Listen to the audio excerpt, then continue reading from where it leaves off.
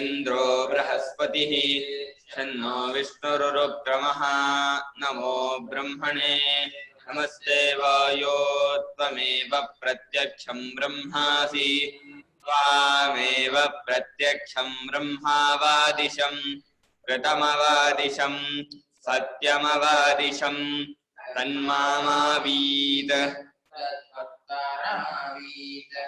आवीन्माम् आवीद्वक्तारम् ॐ शान्तिः शान्तिः शान्तिः सहना भवतु सहनौ भुनक्तु सह वीर्यङ्करवावहै तेजस्विनावधीतमस्तु मा विद्विषावहै ॐ शान्तिः शान्तिः शान्तिः यस्मिन्नेव प्रलीयते येनेदन्धार्यते चैव तस्मै ज्ञानात्मने नमः यैरिमे गुरुभ्यः पूर्वं पदवाक्यप्रमाणतः व्याख्याताः सर्ववेदान्तास्तान् नित्यं प्रणतोऽस्म्यहम् दैत्तिरीयकसारस्य मयाचार्यप्रसादतः विस्पष्टार्थरुचीनां हि व्याख्येयं सम्प्रणीयते। ओं नमो ब्रह्मादिभ्यो ब्रह्मविद्यासम्प्रदायकर्तृभ्यो वंशऋषिभ्यो नमो महद्भ्यो नमो गुरुभ्यः सर्वोपप्लवरहितः प्रज्ञानघनः प्रत्यगर्थो ब्रह्मीवाहमस्मि स्मृतिपुराणानाम् आलयं करुणालयं नमामि भगवत्पादं शङ्करं लोकशङ्करं शङ्करं शङ्कराचार्यं केशवं बादरागिणं सूत्रभाष्यकृतौ वन्दे भगवन्तो पुनः पुनः श्रीमच्छङ्करभगवत्पूज्यपाद सद्गुरुभ्यो नमः। वन्देदं सच्चिदानन्दं यतिवर्यं महामतिं वेदवेदान्तदारग्यं सद्गुरुं प्रणतोऽस्म्यहं सदाहं सम्प्रदायज्ञं संयमीन्द्रं सदाश्रयं सद्गुरुं सच्चिदानन्दं सदाचारं समाश्रये। श्री श्री सच्चिदानन्देन्द्र सरस्वती महासद्गुरुभ्यो नमः। अधीः भगवो ब्रह्म अधुना आख्यायिकातः अपसृत्य श्रुतिः स्वेन वचनेन आख्यायिका निर्वृत्तम् अर्थं आचष्टे। ಇದುವರೆಗೂ ಶ್ರುತಿ ಭೃಗುವು ವರುಣನ ಬಳಿಗೆ ಹೋದ, ನನಗೆ ಬ್ರಹ್ಮವಿದ್ಯೆಯನ್ನು ತಿಳಿಸ್ಕೊಡಿ ಅಂತ ಕೇಳಿದ. ಅವನಿಗೆ ಅನ್ನ ಪ್ರಾಣಾದಿಗಳ ದ್ವಾರವನ್ನು ಬ್ರಹ್ಮದ ಲಕ್ಷಣವನ್ನು ವರುಣ ಹೇಳಿದ ಅಂತ ಹೇಳಿ ಕಥೆಯನ್ನ ಹೇಳಿತ್ತು. ಶ್ರುತಿಯೇ ಭೃಗು ಮತ್ತು ವರುಣರ ಕಥೆಯನ್ನು ಹೇಳ್ತಾ ಇತ್ತು. ಈ ಕಥೆ ಮುಗೀತು, ತತ್ವವು ಮುಗೀತು, ಆನಂದವೇ ಬ್ರಹ್ಮ ಅನ್ನೋದನ್ನ ಅವನು ತಿಳ್ಕೊಂಡ್ಬಿಟ್ಟ, ಪರಮಾರ್ಥ ಜ್ಞಾನ ಆಯ್ತು. ಈಗ ಶ್ರುತಿ ಏನ್ ಮಾಡುತ್ತೆ, ಕಥೆಯಿಂದ ಹೊರಕ್ಕೆ ಬಂದು ತಾನೇ, ಶ್ರುತಿ ಕಥೆ ಮುಖಾಂತರ ಹೇಳೋದು ಒಂದು ಕ್ರಮ, ತನ್ನಿಂದಲೇ ನೇರವಾಗಿ ನಮಗೆ ಹೇಳೋದು ಇನ್ನೊಂದು ಕ್ರಮ. ಆಖ್ಯಾಯಿಕತ ಅಪಸೃತ್ಯ ಅಂದ್ರೆ ಆ ಕಥೆಯಿಂದ ಹೊರಕ್ಕೆ ಬಂದು ಶ್ರುತಿ ತನ್ನ ಮಾತಿನಿಂದಲೇ ಈ ಕಥೆಯಿಂದ ಬಂದಂತಹ ವಿಷಯವನ್ನ, ಅರ್ಥವನ್ನ ನಮಗೆ ಹೇಳ್ತಾ ಇದೆ. ಇದುವರೆಗೆ ಹೇಳಿದ್ದೇನಾಯ್ತು ಅಂತಂದ್ರೆ ಶೈಷಾಭಾ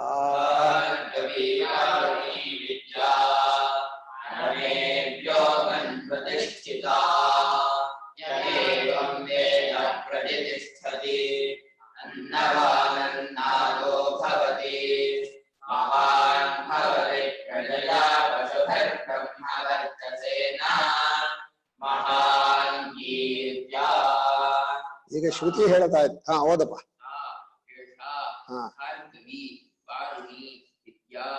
ಪರಮೇ ಯೋವನ್ ಪ್ರತಿಷ್ಠಿತ ಯಃ ಏವಂ ವೇದಃ ಪ್ರತಿಷ್ಠತಿ ಅನ್ನವಾನ್ अन्नादो भवति महान् भवति प्रजया पशुभिः ब्रह्मवर्चसेन महान् कीर्त्या.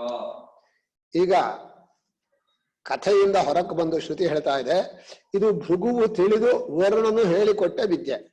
ಭೃಗುವು ತಿಳಿದದ್ರಿಂದ ಭಾರ್ಗವಿ, ಭೃಗುಣ ವಿದಿತಾ ಭಾರ್ಗವಿ, ವರುಣೇನ ಪ್ರೋಕ್ತ ವಾರುಣಿ, ವಿದ್ಯಾ ಅಂತ ಇರೋದ್ರಿಂದ ಎರಡನ್ನೂ ಸ್ತ್ರೀಲಿಂಗ ಮಾಡಿದ್ದಾರೆ.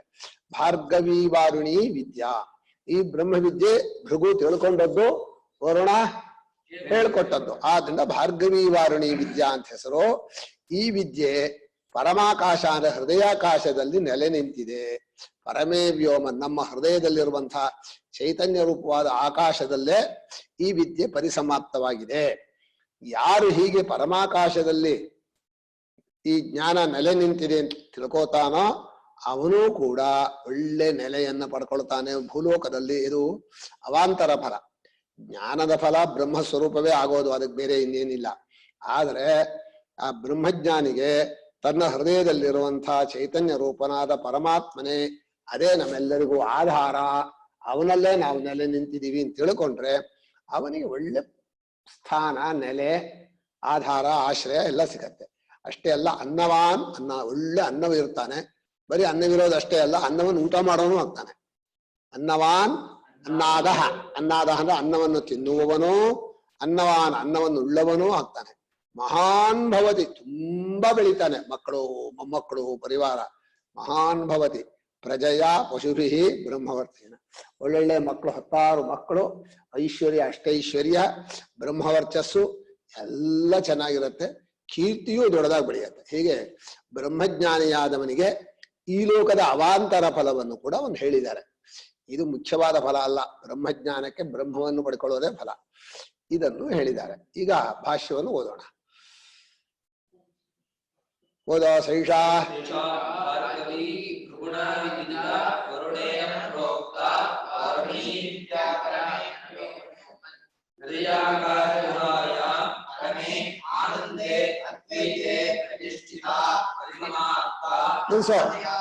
ಅಲ್ಲ ಇರ್ಲಿ, ಪರಿಸಮಾಪ್ತ. ಅದು ಮುಂದೆ ಓದೋಣ. ಇದು ಭೃಗುವಿನಿಂದ ತಿಳಿದದ್ದು. ಭಾರ್ಗವಿ ಭೃಗುಣ ವಿದಿತ, ಭೃಗು ತಿಳ್ಕೊಂಡದ್ದು. ವರುಣೇನ ಪ್ರೋಕ್ತ, ವರುಣನು ಆಚಾರ್ಯನಾಗಿ ಹೇಳಿದ್ದು. ಆದ್ರಿಂದ ವರುಣ ಹೇಳಿದ್ರಿಂದ ವಾರುಣಿ, ಭೃಗು ತಿಳಿದದ್ರಿಂದ ಭಾರ್ಗವಿ. ಇದೇ ಭಾರ್ಗವಿ ವಾರುಣಿ ವಿದ್ಯಾ. ಇದು ಪರಮವ್ಯೋಮದಲ್ಲಿ ಅಂದ್ರೆ ಹೃದಯಾಕಾಶದ ಗುಹೆಯಲ್ಲಿದೆ. ಪರಮಾನಂದ ಸ್ವರೂಪದಲ್ಲಿ, ಅದ್ವೈತ ಸ್ವರೂಪದಲ್ಲಿ ನೆಲೆ ನಿಂತಿದೆ. ಇದನ್ನು ತಿಳ್ಕೊಂಡವನು ಅದ್ವೈತನೇ, ಆ ಆನಂದವೂ ಅದ್ವೈತವೇ. ಈ ಪರಮಾತ್ಮನನ್ನ ತನ್ನ ಹೃದಯದಲ್ಲಿ ಕಂಡವನು ಎಲ್ಲವೂ ತನ್ನ ಸ್ವರೂಪವೇ ಕಾಣ್ತಾನೆ. ಹೀಗೆ ಇದರಲ್ಲಿ ಪ್ರತಿಷ್ಠಿತ ಪರಿಸಮಾಪ್ತ. ಇಲ್ಲಿ ನೆಲೆ ನಿಲ್ಲತ್ತೆ. ಇಲ್ಲಿಂದ ಮುಂದಕ್ಕೇನು ತಿಳ್ಕೊಳ್ಬೇಕಾದ್ ದುಡಿಯೋದಿಲ್ಲ. ಎಲ್ಲಿಂದ ಶುರುವಾಯಿತು ಅಂತ ಹೇಳ್ತಾರೆ. ಅನ್ನಮಯಾದ ಆತ್ಮನಃ, ಅನ್ನಮಯನಿಂದ ಶುರು ಮಾಡಿದ್ರು. ಅನ್ನಮಯನೋ, ಪ್ರಾಣಮಯ, ಮನೋಮಯ, ವಿಜ್ಞಾನಮಯ, ಆನಂದಮಯ ಅಂತ ಹೇಳಿ 5 ಕೋಶಗಳನ್ನು ಹೇಳಿ ಆ 5 ಕೋಶಗಳನ್ನು ಮೀಳಿರುವ ಆನಂದ ಸ್ವರೂಪದಲ್ಲಿ ನೆಲೆ ನಿಲ್ಲಿಸಿದೆ ಶ್ರುತಿ. ಅದನ್ನ ಅನ್ನಮಯನಿಂದ ಆತ್ಮನಿಂದ ಪ್ರಾರಂಭ. ಇದು ಅನ್ನಮಯ ಆತ್ಮ ಶ್ರುತಿ ಹೇಳ್ಕೊಡ್ಬೇಕಾಗಿಲ್ಲ, ನಾವೇ ತಿಳ್ಕೊಂಡಿದೀವಿ. ದೇಹವನ್ನ ನಾನು ತಿಳ್ಕೊಳ್ಳೋ ಶ್ರುತಿ ಹೇಳ್ಕೊಡ್ಬೇಕಾ? ಪ್ರಾಣವನ್ನ ನಾನು ತಿಳ್ಕೊಳಕ ಏನಿಲ್ಲ, ನಮಗೆ ಬಂದ್ಬಿಟ್ಟಿದೆ. ಇದೆಲ್ಲ ಬಿಡಿಸೋದು ಕಷ್ಟವೇ ಹೊರತು ತಿಳ್ಕೊಳ್ಳೋದು ನಮ್ಮ ಹುಟ್ಟ ಬಂದಿದೆ. ಹುಟ್ಟ ಬಂದಿರುವಂತಹ ದೇಹಾದಿಗಳ ಅಭಿಮಾನ, ಪ್ರಾಣನಲ್ಲಿ ಅಭಿಮಾನ, ಮನಸ್ಸಿನಲ್ಲಿ ಅಭಿಮಾನ, ಬುದ್ಧಿಯಲ್ಲೂ ಅಭಿಮಾನ, ಹಾಗೆ ಆನಂದಮಯ ಭೋಕ್ತಾತ್ಮ ಅದರಲ್ಲೂ ಅಭಿಮಾನ. ಇಷ್ಟು ಅಭಿಮಾನಗಳನ್ನ ಕಳಚ್ಕೊಳ್ಳೋಕೋಸ್ಕರ ಶ್ರುತಿ ಉಪಾಯವಾಗಿ 5 ಕೋಶಗಳನ್ನು ಬಿಡಿಸಿ ಬಿಡಿಸಿ ಬಿಡಿಸಿ ನಿಧಾನವಾಗಿ ಅದ್ವೈತವಾದ ಆನಂದ ಸ್ವರೂಪದಲ್ಲಿ ನೆಲೆ ನಿಲ್ಲಿಸಿದೆ. ಇದೇ ನಿಜವಾದಂಥ ಕೊನೆಯ ಜಾಗ. ಇಲ್ಲಿ ನಿಂತು ಬಿಟ್ರೆ ಇನ್ನವನು ಮತ್ತೆ ಜಾರೋದಿಲ್ಲ. ಮಧ್ಯೆ ಇದ್ರೆ ವಾಪಸ್ ಬಂದ್ಬಿಡ್ತಾನೆ. ಈಗ ಪ್ರಾಣಮಯನಲ್ಲೋ ಮನೋಮಯನಲ್ಲೋ ಇದ್ರಿಂದ ಮತ್ತೆ ಅನ್ನಮಯಕ್ಕೆ ಬಂದ್ಬಿಡ್ತಾನೆ. ಆದ್ರೆ ಆನಂದಮಯನಲ್ಲಿ, ಆನಂದ ಸ್ವರೂಪದಲ್ಲಿ ನೆಲೆ ನಿಂತ ಅಂದ್ರೆ ಮತ್ತೆ ಜಾರೋದಿಲ್ಲ. ಯ ಏವಂ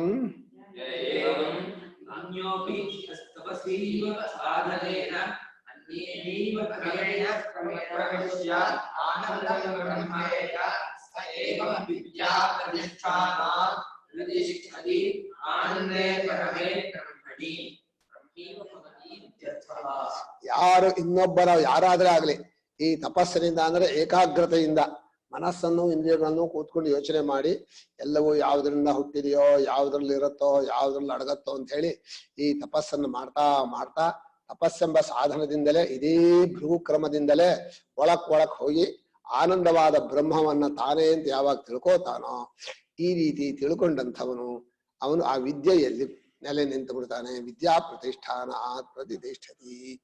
ವಿದ್ಯೆ ಆನಂದ ಸ್ವರೂಪದಲ್ಲಿ ನೆಲೆ ನಿಲ್ಲತ್ತೆ. ಆನಂದೇ ಪರಮೇ ಬ್ರಹ್ಮಣಿ ವಿದ್ಯಾ ಪ್ರತಿಷ್ಠಾನ. ಪರಮಾನಂದವಾದ ಬ್ರಹ್ಮದಲ್ಲಿ ವಿದ್ಯೆ ಸಮಾಪ್ತಿ ಆಯ್ತು, ಸಂತೃಪ್ತನಾಗ್ತಾನೆ. ಅದನ್ನ ಬ್ರಹ್ಮವೇ ಆಗ್ತಾನೆ ಅಂತ ಅರ್ಥ. ಬ್ರಹ್ಮ ಆನಂದ ಅಂತ ಎರಡಲ್ಲ, ಅದು ಬ್ರಹ್ಮ ಸ್ವರೂಪವೇ ಆಗಿಬಿಡ್ತಾನೆ. ಇದು ದೃಷ್ಟವಾದ ಫಲ. ಇನ್ನು ಈ ಲೋಕದ ಕೆಲವು ಫಲವನ್ನು ಹೇಳ್ತಾರೆ. ದೃಷ್ಟಂಚ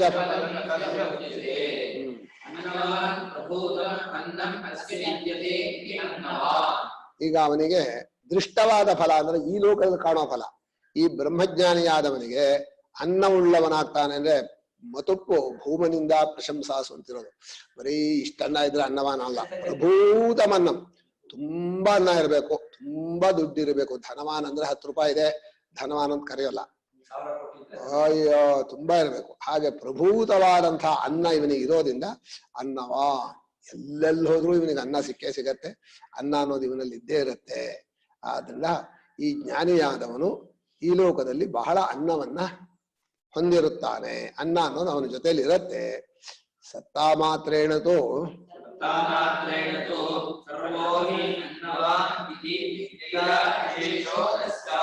ಬರೀ ಒಂಚೂರು ಅನ್ನ ಇದ್ರು ಎಲ್ರಿಗೂ ಅನ್ನವಾನ್ ಅನ್ನವಾನ್ ಅಂತ ಹೇಳ್ಬಹುದು. ಆದ್ರೆ ವಿದ್ಯೆಗೆ ವಿಶೇಷವಾದ್ದೇನು ಅಂದ್ರೆ ಬಹಳ ಅನ್ನ ಇರ್ಬೇಕು. ಇಡೀ ಊರಿಗೆಲ್ಲ ಅನ್ನ ಹಾಕಿದ್ರು ಮುಗಿಬಾರದು. ಸ್ವಲ್ಪ ಒಂದಿಷ್ಟನ್ನ, ಒಂದ್ ತಪ್ಲೆ ಅನ್ನ, ಒಂದ್ ಸೌಟ್ ಅನ್ನ ಇದ್ರು ಅನ್ನವಾನ್ ಅಂತ ಹೇಳ್ಬಹುದು. ಅದು ಸತ್ತ ಮಾತ್ರ ಅನ್ನ ಒಂಚೂರಿದೆ ಅಂತ ಹೇಳಿ ಅನ್ನ ಅಂತ ಹೇಳಿದ್ ಲೆಕ್ಕ ಅಲ್ಲ. ಇಡೀ ಊರಿಗೆಲ್ಲ, ಇಡೀ ಎಲ್ಲಾ ಜಾಗಕ್ಕೂ ಅನ್ನ ಕೊಡೋದಾದ್ರೆ ಅವನಿಗೆ ಅನ್ನವಾನ್ ಅಂತ ಹೇಳ್ಬಹುದು. ಆದ್ರಿಂದ ಅನ್ನವಾನ್ ಅನ್ನೋ ಶಬ್ದಕ್ಕೆ ವಿದ್ಯೆಯಿಂದ ವಿಶೇಷವಾದ ಅನ್ನವನ್ನ ಪಡ್ಕೊಳ್ತಾನೆ ಅಂತ ಅರ್ಥ. ಏವಂ ದೀಪ್ತಾಗ್ನಿ ಅನ್ನ ಇರತ್ತೆ, ತಿನ್ನೋಕೆ ಆಗಲ್ಲ ಅಂತ ಏನ್ ಪ್ರಯೋಜನ? ಚೆನ್ನಾಗಿ ಹಸಿವಾಗಿರ್ಬೇಕಾ, ಒಳ್ಳೆ ಅಗ್ನಿ ಒಳಗೆ ಜಾಠರಾಗ್ನಿ ಜೋರಾಗಿರ್ಬೇಕು. ಅಂಗುಷ್ಠ ಮಾತ್ರ ಪುರುಷ ಜ್ಯೋತಿರಿವ ಧೂಮಕಃ ಅಂತ ಹೇಳಿ ಒಳಗಡೆ ಧೂಮವೀಲ್ಯರ ಜ್ಯೋತಿಯಂತೆ ಹೃದಯದಲ್ಲಿ ಆ ವೈಶ್ವಾನರಾಗ್ನಿ ಉರಿತಾ ಇರಬೇಕು. ಆ ದೀಪ್ತವಾದ ಅಗ್ನಿ ಇದ್ರೆ ಬೇಕಾದಷ್ಟು ಅನ್ನ ತಿಂತಾನೆ. ಏನ್ ತಿಂದ್ರು ಹೊರಗೆ ಹೋಗತ್ತೆ. ಇಲ್ಲಿ ಹೋದ್ರೆ ಅಜೀರ್ಣ ಆಗ್ಬಿಡತ್ತೆ, ಫುಡ್ ಅಲರ್ಜಿ ಆಗ್ಬಿಡತ್ತೆ. ಆದ್ರಿಂದ ಹಾಗಾಗ್ಬಾರ್ದು. ಈ ಉಪಾಸಕನಿಗೆ ಅನ್ನ ಅನ್ನೋದು ಬೇಕಾದಷ್ಟು ಇರತ್ತೆ. ಅನ್ನವನ್ನು ತಿನ್ನುವಂತ ಅನ್ನಾದನು ದೀಪ್ತಾಗ್ನಿ, ಬಹಳ ಉರಿತಾ ಇರೋ ಅಗ್ನಿ ಉಳ್ಳವನು ಆಗ್ತಾನೆ. ಬೇಕಾದಷ್ಟು ಊಟ ಮಾಡಬಹುದವನು, ಮಾಡ್ತಾನೆ ತರ್ಸಲ್ಲ, ಮಾಡಬಹುದು. ನಿಮ್ಗೆ ಅದೇ ಇಷ್ಟ. ಹಾ, ಮಹಾನ್ ಭವತಿ, ದೊಡ್ಡವನಾಗ್ತಾನೆ. ಮಹಾನ್ ಯಾವುದರಿಂದ ಅಂತ ಹೇಳ್ತಾರೆ. ಏನ್ ದೊಡ್ಡವನಾಗ್ತಾನೆ, ಯಾವ್ದ್ರಿಂದ ದೊಡ್ಡವನಾಗ್ತಾನೆ ಹೇಳ್ರಿ ಅಂತಂದ್ರೆ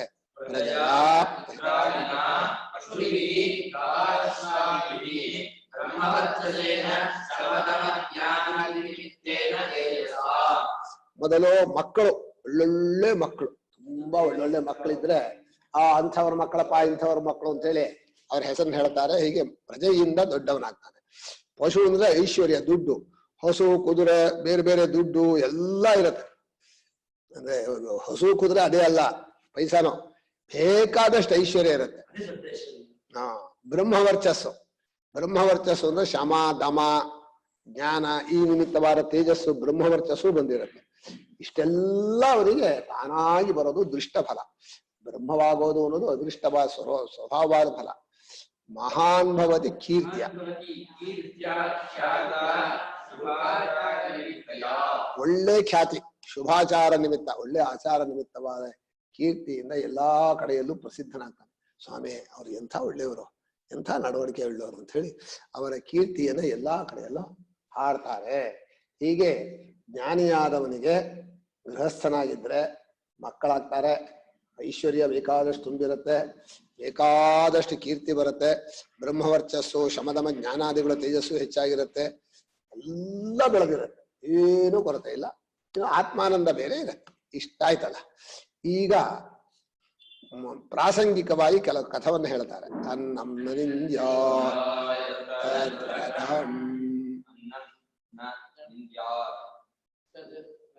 ಅನ್ನವನ್ನ ಬೈಬಾರ್ದು, ಅದು ನಮ್ಮ ಜೀವನ ಕೊನೆಯವರೆಗೂ. ಯಾಕಂದ್ರೆ ಅನ್ನವೇ ನಮ್ಮ ದೇಹಕ್ಕೆ ಶಕ್ತಿ ಕೊಡೋದು, ಅನ್ನವೇ ನಮಗೆ ಎಲ್ಲಾ ರೀತಿಯಾದ ಉಪಕಾರ ಮಾಡೋದು. ಅನ್ನವನ್ನು ಮಾತ್ರ ಬೈಬಾರ್ದು, ಹೊಗಳ್ತಾ ಹೊಗಳ್ತಾ ಸಂತೋಷ ಪಡ್ತಾ ತಿನ್ಬೇಕು. ನಮ್ಮ ಸೂತ್ರಕಾರ ಹೇಳ್ತಾರೆ, ಅನ್ನ ಬಂದಾಗ ತುಂಬಾ ಆನಂದದಿಂದ ನನ್ನ ಜೊತೆಗೆ ಬಂದ ನನ್ನ ಸ್ನೇಹಿತ ಅಂತ ಹೇಳಿ ಆ ಅನ್ನವನ್ನು ಬಹಳ ಸಂತೋಷದಿಂದ ಸ್ವೀಕಾರ ಮಾಡ್ಬೇಕೆ ಹೊರತು ಅಳತಾ ಅಳತಾ ಬೈಕೊಂಡು ತಿನ್ಬಾರ್ದು. ಕಿಂಚ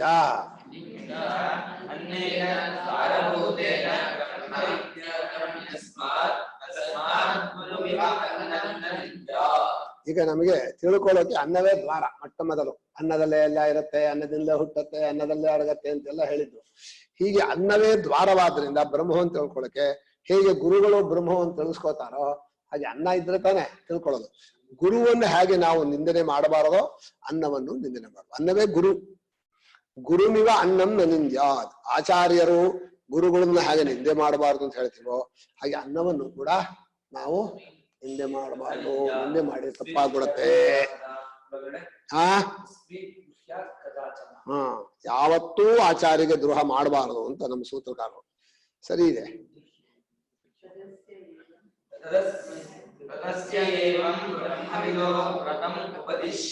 ಈ ರೀತಿ ಬ್ರಹ್ಮವನ್ನು ತಿಳ್ಕೊಂಡವನು ಈ ಜೀವನ ಪೂರ್ತಿ ಹೀಗೆ ಇರ್ತಾನೆ. ಬಾಕಿಯವರು ಹಾಗೆ ಇಟ್ಕೋಬೇಕು. ಬ್ರಹ್ಮಜ್ಞಾನಿಗೆ ವ್ರತ ಅಂದ್ರೆ ನಿಯಮ ಅಂತಲ್ಲ, ಅವನು ಹಾಗೆ ಇರ್ತಾನೆ. ಯಾವ ಅನ್ನವನ್ನು ಬೈಯೋದಿಲ್ಲ. ಬ್ರಹ್ಮಜ್ಞಾನಿ ಆದವನು ಅನ್ನವನ್ನ ಗುರು ಅಂತ ಭಾವನೆ ಮಾಡ್ತಾನೆ. ನಮ್ಮ ಗೋಂದಾವಳಿ ಮಹಾರಾಜರು ಅನ್ನದಾನ, ನಾಮಸ್ಮರಣೆ, ಗೋಸೇವೆ ಮೂರು ಮಾತ್ರ ಯಾವತ್ತೂ ನಡಿಬೇಕು ಅಂತ ಹೇಳೋದು. ನಿಮ್ಮ ಜೀವನದಲ್ಲಿ ಈ ಮೂರಲ್ಲಿ ರಾಮನಾಮ ಬಾಯಲ್ಲಿ ಹೇಳಿ, ಅನ್ನದಾನ ಮನೇಲಿ ಮಾಡಿ, ಗೋಸೇವೆ ಆದಷ್ಟು ಮಾಡಿ ಅಂತ ಹೇಳೋದು. ಹೀಗೆ ನಾವು ಅನ್ನವನ್ನ ದಾನ ಮಾಡಬೇಕು, ಅನ್ನವನ್ನ ಗುರುವಂತೆ ಭಾವಿಸಬೇಕು. ಇದು ಬ್ರಹ್ಮಜ್ಞಾನಿಗೆ ಯಾವ ಜೀವ ವ್ರತ, ಬದುಕಿರೋರಿಗೂ ವ್ರತ.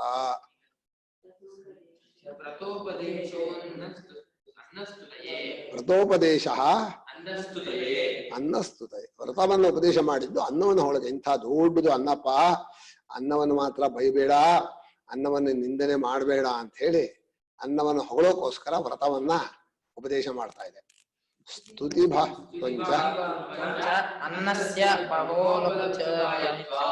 ಅಲ್ಲ, ಅನ್ನಕ್ಕೆ ಯಾಕೆ ಇಷ್ಟೆಲ್ಲ ಹೊಗಳ್ತಾರೆ ಅಂದ್ರೆ, ಅನ್ನ ಬ್ರಹ್ಮವನ್ನು ತಿಳ್ಕೋಕ ಅನ್ನವೇ ಸಾಧನ. ಅನ್ನ ತಿಂದೆ ಹೋದ್ರೆ ಬ್ರಹ್ಮಜ್ಞಾನ ಆಗಲ್ಲ. ಅದನ್ನ ಬ್ರಹ್ಮವನ್ನ ಉಪಲಬ್ಧಿಯಿಂದ ಅರಿತುಕೊಳ್ಳೋಕೆ ಮುಖ್ಯವಾದ ಸಾಧನ ಉಪಾಯ ಅನ್ನ. ಆದ್ರಿಂದ ಹೊಗಳಿದ್ದಾರೆ. ಬ್ರಹ್ಮಜ್ಞಾನವನ್ನ ದೊಡ್ಡದು ಅಂತಂದ್ಮೇಲೆ ಬ್ರಹ್ಮಜ್ಞಾನಕ್ಕೆ ಸಾಧನವಾದ ಅನ್ನವೂ ಕೂಡ ದೊಡ್ಡದು ಅಂತ ಹೇಳಿದ್ರು. ಈಗ ಯಾಕೆ ಅನ್ನವನ್ನು ನಿಂದನೆ ಮಾಡಬಾರದು ಅಂತ ಹೇಳ್ತಾರೆ. ಶರೀರಮನ್ನಾದಂ ಪ್ರಾಣೇ ಶರೀರಂ ಪ್ರತಿಷ್ಠಿತಂ ಶರೀರೇ ಪ್ರಾಣ ಪ್ರತಿಷ್ಠಿತಃ ತದೇತದನ್ನಮನ್ಯೇ ಪ್ರತಿಷ್ಠಿತಂ. ಸಾಕು. ಪ್ರಾಣೋ ಶರೀರಂ ಅನ್ನಾದಂ ಪ್ರಾಣೇ ಶರೀರಂ ಪ್ರತಿಷ್ಠಿತಂ ಶರೀರೇ ಪ್ರಾಣಃ ಪ್ರತಿಷ್ಠಿತಃ ತತ್ ಏತತ್ ಅನ್ನಂ ಅನ್ನೇ ಪ್ರತಿಷ್ಠಿತಂ. ಈಗ ಅನ್ನ ಇರ್ಬೇಕಾದ್ರೆ ಒಳಗೆ ಪ್ರಾಣ ಇರ್ಬೇಕು. ಪ್ರಾಣ ಇರ್ಬೇಕಾದ್ರೆ ಇದು ಒಂದರಲ್ಲೇ ಒಂದು ಶಿವಾಗಿ ಪ್ರಾಣವೇ ದೊಡ್ಡದು, ಅದು ಮುಂದೆ ಹೇಳ್ತಾರೆ. ಆದ್ರೆ ಸದ್ಯಕ್ಕೆ ಒಂದಕ್ಕೊಂದು ಆಶ್ರಯಿಸ್ಕೊಂಡಿರುತ್ತಲ್ಲ. ಆದ್ರಿಂದ ಭಾಷೆ ಹೇಳ್ಕೊಡಿ ಅಣ್ಣ. ಹೇಳ್ಕೊಡ್ತೀನಿ. ನೀನು ಓದಿಲ್ಲ, ಆ ಮೂಲಕ ಅರ್ಥ ತಪ್ಪೇ ಓದ್ತಾರ ಅವರು. ತಪ್ಪು ಓದ್ತಾರ. ಪ್ರಾಣವೇ ಅನ್ನ, ಶರೀರ ಅನ್ನೋದು ಅನ್ನಾದ. ಪ್ರಾಣದಲ್ಲಿ ಶರೀರವೂ ನಿಂತಿದೆ, ಶರೀರದಲ್ಲಿ ಪ್ರಾಣವೂ ನಿಂತಿದೆ. ಅಂದ್ರೆ ಪ್ರಾಣ ಇದ್ರೆ ಶರೀರ ಇರುತ್ತೆ, ಶರೀರ ಇರೋ ತನಕ ಪ್ರಾಣ ಇರುತ್ತೆ. ಹೀಗೆ ಅನ್ನವು ಅನ್ನದಲ್ಲಿ ನಿಂತಿದೆ ಎಂದು ನಮ್ಗೆ ಅನುಭವದಲ್ಲಿ ಕಂಡಿದೆ ಅಂತ ಶ್ರುತಿ. ಈಗ ಇದನ್ನ ಭಾಷ್ಯಕಾರ ಹೇಳ್ತಾರೆ, ಪ್ರಾಣೋ ವೈ ಅನ್ನಂ. ಪ್ರಾಣ ಅನ್ನೋದೇ ಅನ್ನ. ಯಾಕೆಂದ್ರೆ ಶರೀರಾಂತರ್ಭಾವಾತ್ ಪ್ರಾಣಸ್ಯ. ಶರೀರದ ಒಳಗಡೆ ಇದೆ ಪ್ರಾಣ, ಆದ್ರಿಂದ ಪ್ರಾಣವು ಅನ್ನವೇ. ಅನ್ನದಿಂದ ಬರುತ್ತಾ ಇದೆ, ಅದನ್ನ ಅನ್ನ. ಯತ್ ಯಸ್ಯ ಅಂತಃ ಪ್ರತಿಷ್ಠಿತಂ ಭವತಿ ತತ್ತಸ್ಯ ಅನ್ನಂ ಭವತಿ. ಯಾವುದು ಯಾವುದ್ರೊಳಗೆ ಕೂತಿರುತ್ತೋ ಅದು ಅದಕ್ಕೆ ಅನ್ನ. ಈಗ ಪ್ರಾಣವು ಶರೀರದೊಳಗೆ ಕೂತಿದೆ, ಆದ್ರಿಂದ ಶರೀರಕ್ಕೆ ಪ್ರಾಣ ಅನ್ನೋದು ಅನ್ನ. ಅದಿರ್ಬೇಕು. ಪ್ರಾಣ ಎಲ್ಲಿ ಹೋದ್ರೆ ಶರೀರ ಇರೋದಿಲ್ಲ. ಆದ್ರಿಂದ ಪ್ರಾಣದಲ್ಲಿ ಅನ್ನ ಬುದ್ಧಿ. ಅನ್ನ ಅಂದ್ರೆ ಅನ್ನದಿಂದ ಉಂಟಾದದ್ರಿಂದ ಅನ್ನ. ಅನ್ನದಿಂದ ತಾನೇ ಶರೀರ ಪ್ರಾಣ ನಿಲ್ಲೋದು. ಶರೀರೇಶ ಪ್ರಾಣ ಪ್ರತಿಷ್ಠಿತ. ಶರೀರದಲ್ಲಿ ಪ್ರಾಣ ನೆಲೆ ನಿಂತಿದ್ದಾನೆ. ಪ್ರಾಣವನ್ನ ಅನ್ನ ಅಂತ ಹೇಳಿದೀವಿ. ಆದ್ರಿಂದ ಶರೀರದಲ್ಲಿ ಪ್ರಾಣ ಇರೋದ್ರಿಂದ ಪ್ರಾಣವನ್ನ ಅನ್ನ, ಶರೀರ ಅನ್ನಾದ ಅಂತ ಹೇಳಿದ್ರು. ತಸ್ಮಾತ್ ಪ್ರಾಣ ಅನ್ನಂ ಶರೀರಮನ್ನಾದಂ. ಆದ್ರಿಂದ ಪ್ರಾಣವನ್ನ ಅನ್ನ ಅಂತೂ, ಶರೀರವು ಅನ್ನಾದ ಅಂತು. ಅಂದ್ರೆ ಪ್ರಾಣವನ್ನ ಧಾರಣೆ. ಅನ್ನಾದ ಅಂದ್ರೆ ಪ್ರಾಣವನ್ನ ತಿನ್ನತ್ತೆ ಅಂತಲ್ಲ, ಪ್ರಾಣವನ್ನ ರಕ್ಷಣೆ ಮಾಡುತ್ತೆ. ಶರೀರ ಇದ್ರೆ ಒಳಗಡೆ ಪ್ರಾಣ ಇರುತ್ತೆ, ಪ್ರಾಣ ಇದ್ರೆ ಇರುತ್ತೆ. ಎರಡೂ ಕೂಡ ಒಂದಕ್ಕೊಂದು ಆಶ್ರಿತವಾಗಿದೆ. ತಥಾ ಶರೀರಮೆಂಪಿ ಅನ್ನಂ ಪ್ರಾಣ ಅನ್ನಾದ. ಹಾಗೆ ಶರೀರವೂ ಅನ್ನ, ಪ್ರಾಣವೂ ಅನ್ನಾದ. ಮೊದಲು ಪ್ರಾಣ ಅನ್ನ, ಶರೀರ ಅನ್ನಾದ ಅಂದ್ರು. ಈಗ ಶರೀರವೇ ಅನ್ನ, ಪ್ರಾಣವೂ ಅನ್ನಾದ ಅಂದ್ರು. ಅಂದ್ರೆ ಒಂದನ್ನು ಆಶ್ರಯಿಸ್ಕೊಂಡು ಒಂದಕ್ಕೊಂದಕ್ಕೆ ಗಂಟು ಹಾಕೊಂಡಿದೆ. ಯಾಕಂದ್ರೆ ಇಬ್ಬರು ಜೋರ ಕೈ ಹಿಡ್ಕೊಂಡು ತಿರುಗಾಡ್ತಾ ಇದ್ರೆ ಒಬ್ಬ ಬಿಟ್ರು ಇಬ್ರು ಬಿದ್ದು ಬಿಡ್ತಾರೆ. ಬಿಡಬಾರ್ದು, ತಿರುಗ್ತಾ ಇರ್ಬೇಕು. ಈ ಕೈ ಹೀಗೆ ಹಿಡ್ಕೊಂಡು ತಿರುಗ್ತಾ ಇರ್ತಾರಲ್ಲ, ರೌಂಡ್ ಹೊಡಿತಾ ಇರ್ತಾರಲ್ಲ, ಅದರಲ್ಲಿ ಯಾರು ಬಿಡಬಾರ್ದು. ಬಿಟ್ಟ ಅಂದ್ರೆ ಇಬ್ರು ಬಿದ್ದು ಬಿಡ್ತಾರೆ. ಹಾಗೆ ಶರೀರ ಅನ್ನ ಆಗತ್ತೆ ಶರೀರಕ್ಕೆ, ಶರೀರಕ್ಕೆ ಪ್ರಾಣ ಹೇಗೆ ಅನ್ನ ಆಗತ್ತೆ? ಅಲ್ಲೇ ಶರೀರಕ್ಕೆ ಪ್ರಾಣ ಒಳಗಡೆ ರಕ್ಷಿತವಾಗಿದೆ ಅಂತ ಅನ್ನ. ಅನ್ನ ಅಂದ್ರೆ ಒಳಗಿರೋದೆಲ್ಲ ಅನ್ನ ಮಾಡಿದ್ರು ಅವರು. ಶರೀರದಲ್ಲಿ ಪ್ರಾಣವು ನೆಲೆ ನಿಂತಿದೆ, ಅದರೊಳಗೆ ಕೂತಿದೆ, ಆದ್ರಿಂದ ಪ್ರಾಣ ಅನ್ನ. ಶರೀರವು ಅನ್ನಾದ. ಆ ಪ್ರಾಣವನ್ನು ಅನ್ನಾದ ಅಂದ್ರೆ ಪ್ರಾಣವನ್ನು ತಿನ್ನತ್ತೆ ಅಂತಲ್ಲ, ಪ್ರಾಣವನ್ನು ರಕ್ಷಣೆ ಮಾಡುತ್ತೆ. ಹಾಗೆ ಶರೀರವು ಅನ್ನ, ಪ್ರಾಣವೂ ಅನ್ನಾದ. ಶರೀರವನ್ನ ರಕ್ಷಣೆ ಮಾಡುತ್ತೆ ಪ್ರಾಣ, ಪ್ರಾಣವನ್ನು ರಕ್ಷಣೆ ಮಾಡುತ್ತೆ ಶರೀರ. ಒಂದಕ್ಕೊಂದಕ್ಕೂ ರಕ್ಷಿತವಾಯಿತು. ತಸ್ಮಾತ್ ಪ್ರಾಣೇ ಶರೀರಂ ಪ್ರತಿಷ್ಠಿತಂ. ಆದ್ರಿಂದ ಪ್ರಾಣನಲ್ಲಿ ಶರೀರವು ನೆಲೆ ನಿಂತಿದೆ. ಅಂದ್ರೆ ಪ್ರಾಣನಲ್ಲಿದ್ದಾಗ ಶರೀರ ಅನ್ನೋದು ಉಳ್ಕೊಂಡಿರುತ್ತೆ. ತನ್ನಿಮಿತ್ತತ್ವ ಶರೀರ ಸ್ಥಿತೇ. ಪ್ರಾಣ ನಿಮಿತ್ತವಾಗಿಯೇ ಶರೀರ ಇರೋದು. ಯಾವದಸ್ಮಿನ್ ಪ್ರಾಣೋ ವಸತಿ ತಾವದಾಯು. ಎಲ್ಲಿವರೆಗೆ ಪ್ರಾಣ ಇಲ್ಲಿ ಇರ್ತಾನೋ ಅಲ್ಲಿವರೆಗೆ ಆಯುಷ್ಯ. ಪ್ರಾಣನೇ ಮುಖ್ಯ. ಅದು ಪ್ರಾಣ ನಿಜವಾಗಿ ಶಕ್ತಿ ರೂಪನಾದಂಥವನು ಉಸಿರಾಡ್ತಾ ಇರ್ತಾನೆ, ಜೀವನಿಗೋಸ್ಕರ ಕೆಲಸ ಮಾಡ್ತಾ ಇರ್ತಾನೆ.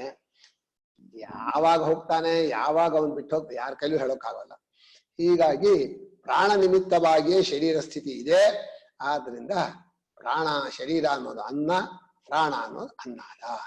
ತಸ್ಮಾತ್ ತದೇತದುಭಯಂ ಶರೀರಂ ಪ್ರಾಣಶ್ಚ ಅನ್ನಂ ಅನ್ನಾದಶ್ಚ.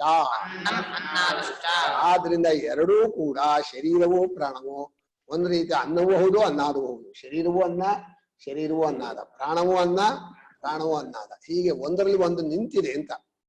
ಇಲ್ಲಿ ತಿನ್ನತ್ತೇನೋಕ್ಕಿಂತಲೂ ಪ್ರಾಣವು ಶರೀರದಲ್ಲಿ ನಿಂತಿದೆ, ಶರೀರವು. ಆದ್ರಿಂದ ಒಂದಕ್ಕೊಂದಕ್ಕೆ ಅನ್ನ ಅನ್ನಾದವಾಗಿದೆ. ಏನ ಅನ್ಯೋನ್ಯಸ್ಮಿನ್ ಪ್ರತಿಷ್ಠಿತಂ. ಒಂದರಲ್ಲಿ ಒಂದು ಇರೋದ್ರಿಂದ ತೇನ ಅನ್ನಂ. ಆದ್ರಿಂದ ಅದನ್ನ ಅನ್ನ ಅನ್ನ ಅಂತೀವಿ. ಏನಾಯ್ತಾ? ಒಂದರಲ್ಲೂ ಒಂದು ನಿಂತ್ರೆ, ಶರೀರದಲ್ಲಿ ಪ್ರಾಣ ನಿಂತ್ರೆ ಅದು ಅನ್ನ, ಪ್ರಾಣದಲ್ಲಿ ಶರೀರ ನಿಂತ್ರೆ ಶರೀರ ಅನ್ನ. ಹೀಗೆ ಪರಸ್ಪರ ಒಂದರಲ್ಲಿ ಒಂದು ನೆಲೆ ನಿಂತಿರೋದ್ರಿಂದ ಒಂದಕ್ಕೂ ಅನ್ನ. ಶರೀರ ಇರ್ಬೇಕಾದ್ರೆ ಒಳಗಡೆ ಪ್ರಾಣ ಕೆಲಸ ಮಾಡ್ಬೇಕು, ಪ್ರಾಣ ಇರ್ಬೇಕಾದ್ರೆ ಶರೀರ ಚೆನ್ನಾಗಿರ್ಬೇಕು. ಏನ ಅನ್ಯೋನ್ಯಸ್ಯ ಪ್ರತಿಷ್ಠಾ ಏನ ಅನ್ನಾದ. ಒಂದಕ್ಕೊಂದಕ್ಕೆ ಆಧಾರ. ಈಗ ಪ್ರಾಣ ಒಳಗಿರೋದಕ್ಕೆ ಶರೀರ ಆಧಾರ, ಶರೀರ ಹೊರಗಡೆ ಇರೋದಕ್ಕೆ ಒಳಗಿನ ಪ್ರಾಣ ಆಧಾರ. ಒಂದಕ್ಕೊಂದಕ್ಕೆ ಆಧಾರವಾದ್ರಿಂದ ಅನ್ನಾದ. ಒಂದರೊಳಗೊಂದಿರೋದ್ರಿಂದ ಎರಡು ಅನ್ನ, ಒಂದಕ್ಕೊಂದು ಆಧಾರವಾದ್ರಿಂದ ಎರಡು ಅನ್ನಾದ. ಹೀಗೆ ತಸ್ಮಾತ್ ಪ್ರಾಣ ಶರೀರಂಚ ಉಭಯಂ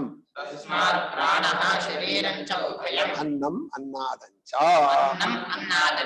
ಶ್ರುತಿ ಈ ಪ್ರಾಣವೂ ಶರೀರವು ಎರಡೂ ಕೂಡ ಅನ್ನವೂ ಹೌದು, ಅನ್ನಾದವೂ ಹೌದು. ಪ್ರಾಣವು ಶರೀರದೊಳಗಿದೆ, ಆಮೇಲೆ ಶರೀರದಲ್ಲಿ ಶರೀರವು ಪ್ರಾಣದೊಳಗಿದೆ, ಶರೀರವು ಪ್ರಾಣಕ್ಕೆ ಆಧಾರವಾಗಿದೆ, ಪ್ರಾಣವು ಶರೀರಕ್ಕೆ ಆಧಾರವಾಗಿದೆ ಅಂತ ಹೇಳಿ ಅನ್ನ ಅನ್ನಾದ, ಅನ್ನ ಅನ್ನಾದ ಅಂತ ಕರೆಕ್ಟ್ ಆಗಿ ಶ್ರುತಿ ಹೇಳ್ಬಿಡ್ತು. ಇದು ಅನುಭವದ ಮಾತೆ, ಇದೇನು ವಿಶೇಷ ಅಂತೇನಿಲ್ಲ. ಲೋಕದಲ್ಲಿರೋ ಅನುಭವವನ್ನೇ ತೋರಿಸಿ ತೋರಿಸಿ ಬಿಡಿಸಿ ಬಿಡಿಸಿ ಹೇಳ್ತಾ ಇದೆ. ಪ್ರಾಣ ಒಳಗಡೆ ಸೂಕ್ಷ್ಮ, ಅದು ಎನರ್ಜಿ. ಅದು ಎನರ್ಜಿ ಇರೋ ಜಾಗ ಗೊತ್ತಾಗಲ್ಲ. ಆ ಎನರ್ಜಿ ಇರೋದ್ರಿಂದ ದೇಹ ಇರತ್ತೆ, ದೇಹ ಇರೋದ್ರಿಂದ ಒಳಗಡೆ ಎನರ್ಜಿ ಇರತ್ತೆ. ಒಂದಕ್ಕೊಂದಕ್ಕೆ ಸೇರ್ಕೊಂಡಿದೆ ಅದು. ಯಾವಾಗ ಎನರ್ಜಿ ಹೋಗುತ್ತೆ, ಯಾವಾಗ ಶರೀರ ಬಿದ್ದು ಹೋಗುತ್ತೆ ಯಾರಿಗೂ ಗೊತ್ತಾಗಲ್ಲ. ಹೀಗೆ ಶರೀರ ಮತ್ತು ಪ್ರಾಣಗಳು ಅನ್ನ ಅನ್ನಾದ ಸ್ವರೂಪವಾಗಿವೆ ಅಂತ ಯಾರು ತಿಳ್ಕೋತಾನೋ ಸಯ ಏತದನ್ನ ಮನ್ನೆ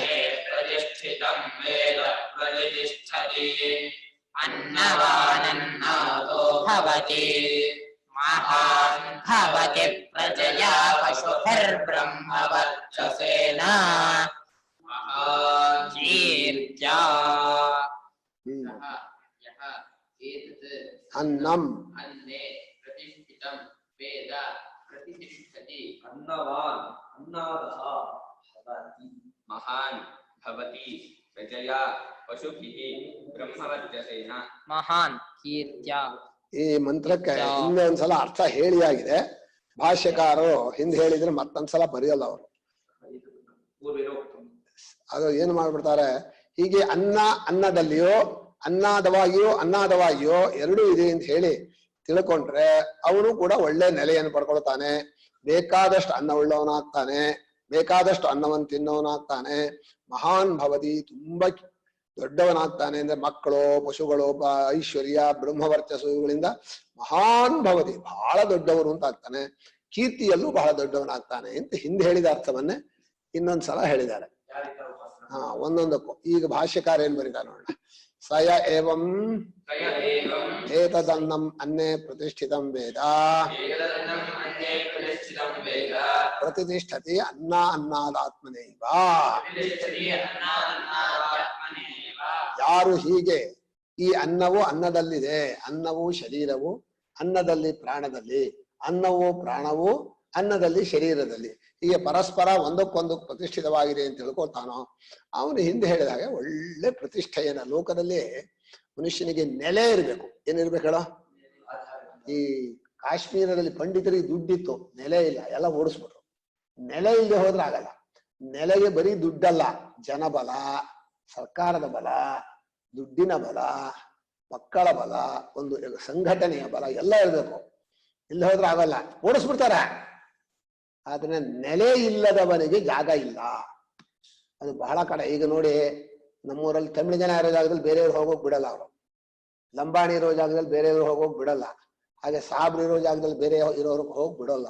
ಬ್ರಾಹ್ಮಣರ ಅಗ್ರಹಾರದಲ್ಲೂ ಬೇರೆಯವ್ರಿಗೆ ಬಿಡೋದಿಲ್ಲ.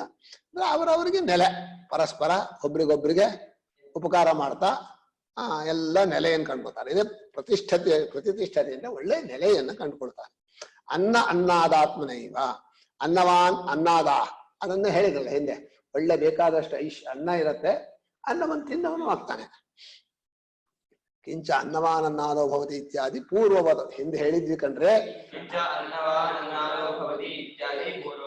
ಮಹಾನ್ ಭವತಿ ಪ್ರಜೆಯ ಪಶುಭೇರ್ ಬ್ರಹ್ಮವರ್ಚಸೇನ ಮಹಾನ್ ಕೀರ್ತಿಯ, ದೊಡ್ಡವನಾಗ್ತಾನೆ, ಬೇಕಾದಷ್ಟು 10 ಮಕ್ಕಳಾಗತ್ತೆ. ಮಾಡ್ತೀನ 10 ಮಕ್ಕಳ? ಬರೀ ಬಾಯಿಲಿ ಹೇಳ್ತೀಯ. 4 ಮಕ್ಕಳು ತೋರ್ಸು. 10 ಮಕ್ಕಳನ್ನ ಮಾಡಿ ಒಳ್ಳೆ ನೆಲೆಯನ್ನು ಕಂಡುಕೊಂಡು ಬೇಕಾದಷ್ಟು ಐಶ್ವರ್ಯವನ್ನು ಪಡ್ಕೊಂಡು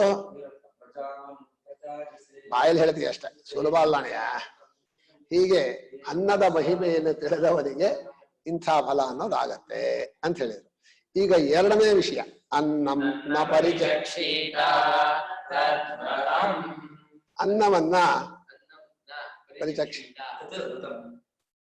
ಅನ್ನವನ್ನ ಪರಿಚಕ್ಷೆ ಮಾಡಬಾರದು ಅಂದ್ರೆ ಆಡ್ಕೋಬಾರ್ದು, ಬೇಡ ಅನ್ಬಾರ್ದು ಅಂತಲ್ಲ, ಆಡ್ಕೊಂಡು ತಿನ್ಬಾರ್ದು.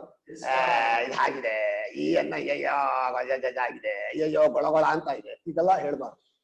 ಅನ್ನ ಅಮೃತ, ಅಮೃತವಾದ ದೇಹವನ್ನು ಬರುವಂತ ಅನ್ನವನ್ನ ಪರಿಚಕ್ಷ ಅಂದ್ರೆ ತುಂಬಾ ಆಡ್ಕೋತಾರಲ್ಲ, ಕಟ ಕಟ ಕಟ ಕಟ, ಇದೇನೋ ಬಾಯಿಗೆಲ್ಲ ಕೈ ಕಚ್ಚಾಗತ್ತೆ, ಆಗಲ್ಲ ಕಣ್ರಿ ಹಾಗೆ ಹೀಗೆ ಅಂತ. ಆಗ ಪರಿಚಕ್ಷಣ ಮಾಡಬಾರದು. ಅದು ಯಾವ ಜೀವ ವ್ರತ. ಏನೇ ಆಗಲಿ ಅನ್ನ ದೇಹವನ್ನ ರಕ್ಷಣೆ ಮಾಡೋ ಒಳಗ್ ಬರ್ತಾ ಇದೆ. ಅದನ್ನ ಆಡ್ಕೊಂಡು ತಿಂದ್ರೆ ದೇಹ ಹೈಯಾಗ್ಬಿಡುತ್ತೆ. ನಮ್ಮ ಹಿಂದೆ ಹೇಳೋರು, ನಮ್ಮ ಮಾತಾಮಹ, ನೋಡೋ ಅನ್ನ ಬ್ರಹ್ಮ, ನೀನು ಚೆನ್ನಾಗಿ ಒಳ್ಳೆ ಭಾವನೆಯಿಂದ ಅನ್ನವನ್ನು ತಿಂದ್ರೆ ನಿನಗೆ ಒಳ್ಳೆ ಬುದ್ಧಿ ಬರುತ್ತೆ. ತಿರಸ್ಕಾರ ಮಾಡೋದಲ್ವಾ? ಪರಿಚಕ್ಷಿತ ತಿರಸ್ಕಾರ ಅಲ್ವಾ? ಇಲ್ಲಿ ಪರಿಚಕ್ಷಿತ ಅಂದ್ರೆ ಬೇಡವೆನ್ನಬಾರದು ಅಂತಿದೆ. ಬೇಡವೆನ್ನಬಾರದು ಅನ್ನೋದು ಸರಿಯಾಗಲ್ಲ. ಪರಿಚಕ್ಷಿತ ಅಂದ್ರೆ ತಿರಸ್ಕಾರ ಅಂದ್ರೆ ಅದೇ ಅರ್ಥ, ಆಡ್ಕೋಬಾರದು ಅಂತ.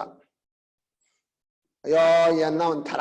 ನಮ್ಮ ಮತ್ತೂ ಕೃಷ್ಣಮೂರ್ತಿ ಹೇಳೋರು, ಪಾಯಸ ಬಡಿಸಿದ್ರೆ ಅದಕ್ಕೆ ಸಣ್ಣ ಮಕ್ಕಳದ್ದು ಹೀಗೆ ಇರುತ್ತೆ ಅಂದ್ಬಿಡೋರು. ಊಟ ಮಾಡೋದು ಹೇಗ? ಸಣ್ಣ ಮಕ್ಕಳು ಕಕ್ಕ ಮಾಡಿದ್ರೆ ಇದೇ ತರ ಪಾಯಸ ತರ ಇರುತ್ತೆ ಅಂತ ಹೇಳಿದ್ರೆ ಅದು ಊಟ ಮಾಡಕಾಗತ್ತೆ ಅಂತ ಪಾಯಸನ? ಅವರಿಗೆ ಅಸಹ್ಯ ಇಲ್ಲ, ಬಾಕಿಯವರಿಗೆ. ಅದನ್ನ ಅನ್ನವನ್ನ ಯಾವುದೇ ತರಹ ಪರಿಚಕ್ಷ ಅಂದ್ರೆ ಪರಿಚಕ್ಷಾಣ, ಆಡ್ಕೊಂಡು ತಿನ್ನಬಾರ್ದು. ಇನ್ನೊಂದಕ್ಕೆ ಹೇಸಿಗೆ ಪಟ್ಕೊಂಡು ಕುತ್ಸಿತ ಬುದ್ಧಿಯಿಂದ ಆಡಬಾರ್ದು. ಒಳ್ಳೆ ಅಮೃತ ಅದು. ಮನುಷ್ಯನಿಗೆ ಆಯುಷ್ಯವನ್ನ ದಾಟಿಸೋದೇ ಅನ್ನ. 4 ಅಮೃತ ಇದೆ. ಒಂದು ಪರಮಾತ್ಮ, ಎರಡನೇದು ಒಳಗಡೆ ಇರುವಂತಹ ಪ್ರಾಣ, ಮೂರನೇದೇ ಅನ್ನ. ನಿಮ್ಗೆ ಅನ್ನ ಹೋದ್ರೆ ದೇಹ ಉಳಿಯುತ್ತೆ, ಇಲ್ಲೇ ಹೋದ್ರೆ ಠಕ್, ಅನ್ನವೂ ಅಮೃತ. 4ನೇದು ಮಕ್ಕಳು. 4 ರೀತಿಯಲ್ಲಿ ಮನುಷ್ಯ ಅಮೃತನಾಗ್ತಾನೆ ವ್ಯಾವಹಾರಿಕವಾಗಿ, ಒಂದು ಪರಮಾರ್ಥವಾಗಿ. ಬ್ರಹ್ಮದಲ್ಲಿ ತಿಳ್ಕೊಂಡವನು ಪರಮಾನಂದವಾದಂತಹ ಅಮೃತವನ್ನು ಪಡ್ಕೊಳ್ತಾನೆ, ಅದು ಉತ್ತಮ. ಅದಲ್ಲದೆ ಹೋದ್ರೆ ಪ್ರಾಣ ಉಪಾಸನೆ ಮಾಡಿದವನು ಪ್ರಾಣವನ್ನು ಅಮೃತ ಮಾಡ್ಕೊಳ್ತಾನೆ, ಜನ್ಮಾಂತರ ಲೋಕಾಂತರಕ್ಕೂ ಹೋಗ್ತಾನೆ, ಪ್ರಾಣ ಬಿಟ್ಟು ಹೋಗಲ್ಲ. ಪ್ರಾಣ ಬಿಟ್ರೆ ಇದು ಸಾಯತ್ತೆ, ಆದ್ರಿಂದ ಪ್ರಾಣ ಹೋಗಲ್ಲ. ಪ್ರಾಣನ ಬಿಟ್ರೆ ಅನ್ನ, ದೇಹದಲ್ಲಿ ಅನ್ನವೇ ತಾನೆ ಮುಖ್ಯ. ಅದನ್ನ ಅನ್ನವೇ, ಅನ್ನ ರಸವೇ ಮನುಷ್ಯನಾಗೋದು. ನಾವು ಅನ್ಕೋತೀವಲ್ಲ ಅಪ್ಪನೂ ಅಲ್ಲ ಅಮ್ಮನೂ ಅಲ್ಲ, ಅನ್ನ ರಸ ಬರುತ್ತೆ, ಅದು ಒಂದ್ ಕಡೆ ಸೇರ್ಕೊಳುತ್ತೆ, ಮಕ್ಕಳಾಗಿ ಬರುತ್ತೆ. ಹೀಗೆ ಅನ್ನ ರಸವೇ ಮನುಷ್ಯನಿಗೆ ಆಯುಷ್ಯವಾಗಿರುತ್ತೆ, ಅದೇ ಅಮೃತವಾಗಿದೆ. ಆದ್ದರಿಂದ ಮಕ್ಕಳನ್ನು ಅಮೃತ ಅಂತಾರೆ. ಮಕ್ಕಳಿದ್ರೆ ಮನುಷ್ಯನಿಗೆ ಮುಂದಿನ ಪೀಳಿಗೆ ಇದೆ ಅಂತ. ಹೀಗೆ 4 ಅಮೃತತ್ವವನ್ನು ನಾವು ಕಂಡುಕೋಬೇಕು. ಈಗ ಅನ್ನಂ ನ ಪರಿಚಕ್ಷೀತ, ಅನ್ನವನ್ನ ಪರಿಚಕ್ಷಣ ಅಂದ್ರೆ ಆಡ್ಕೊಂಡು ತಿನ್ಬಾರ್ದು. ಈ ಕೈಯಲ್ಲಿ ಹೀಗೆ ಆಡಿಸ್ತಾರೆ ಕೆಲವರು, ಹಾಗೆ ಮಾಡಬಾರ್ದು. ಆಡಿಸ್ಕೊಂಡು ತಿನ್ಬಾರ್ದು. ನ ಪರಿಹರೇ, ಪರಿಹಾರ ಅಂದ್ರೆ ತಿರಸ್ಕಾರ ಮಾಡಬಾರ್ದು, ಕುತ್ಸಿತ ಬುದ್ಧಿ ಮಾಡಬಾರ್ದು. ತದ್ವ್ರತಂ, ಅದು ಜೀವನ ಪೂರ್ತಿ ವ್ರತ. ಪೂರ್ವವತ್ ಎಲ್ರಿಗೂ ಅನ್ನ ತಿನ್ನೋರಿಗೆ, ಅನ್ನ ತಿಂದೆ ಹೋದ್ರೆ ಪರವಾಗಿಲ್ಲ.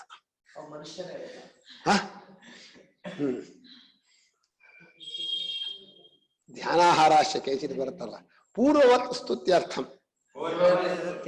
ಹಿಂದಿನಂತೆ ಇದು ಹೊಗಳೋಕೋಸ್ಕರ ಬಂದಿತ್ತು.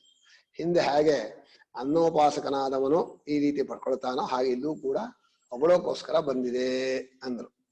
ಅಂದ್ರೆ ಹೋದಪ್ಪ, ಅನ್ನವನ್ನು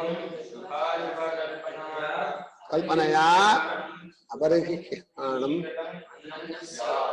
ಈಗ ಶುಭಾಶುಭ, ಒಳ್ಳೆಯದು ಕೆಟ್ಟದ್ದು, ಕೀಳು ಮೇಲು ಈ ಕಲ್ಪನೆ ಮಾಡದೆ ಯಾವುದೇ ರೀತಿ ಆಡ್ಕೊಳ್ಳದೆ ತಿಂದ್ರೆ ಅನ್ನ ಮಹೀಕೃತ ಅಂತ. ನಮ್ಮೂರಿಗೆ, ನಮ್ಮ ಮನೆಗೆ ಒಬ್ರು ಲಿಂಗಹಳ್ಳಿ ನರಸಿಂಹಮೂರ್ತಿಗಳು ಬಂದಿದ್ರು.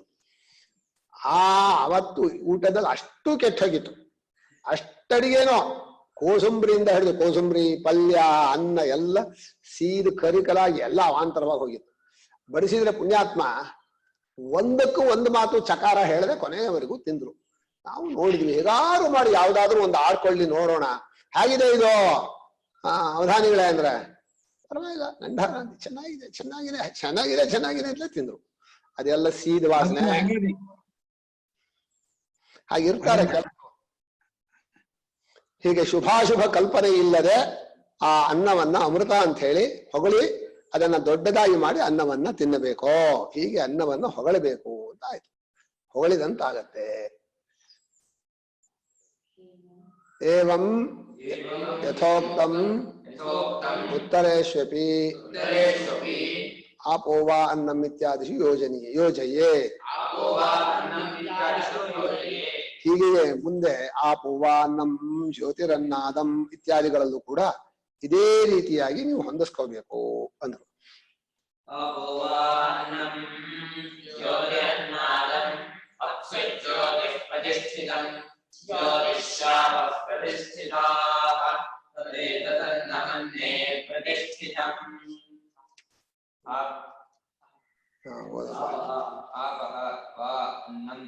ज्योतिः अन्नादं अप्सु ज्योतिः प्रतिष्ठितं ज्योतिषी आपः प्रतिष्ठिता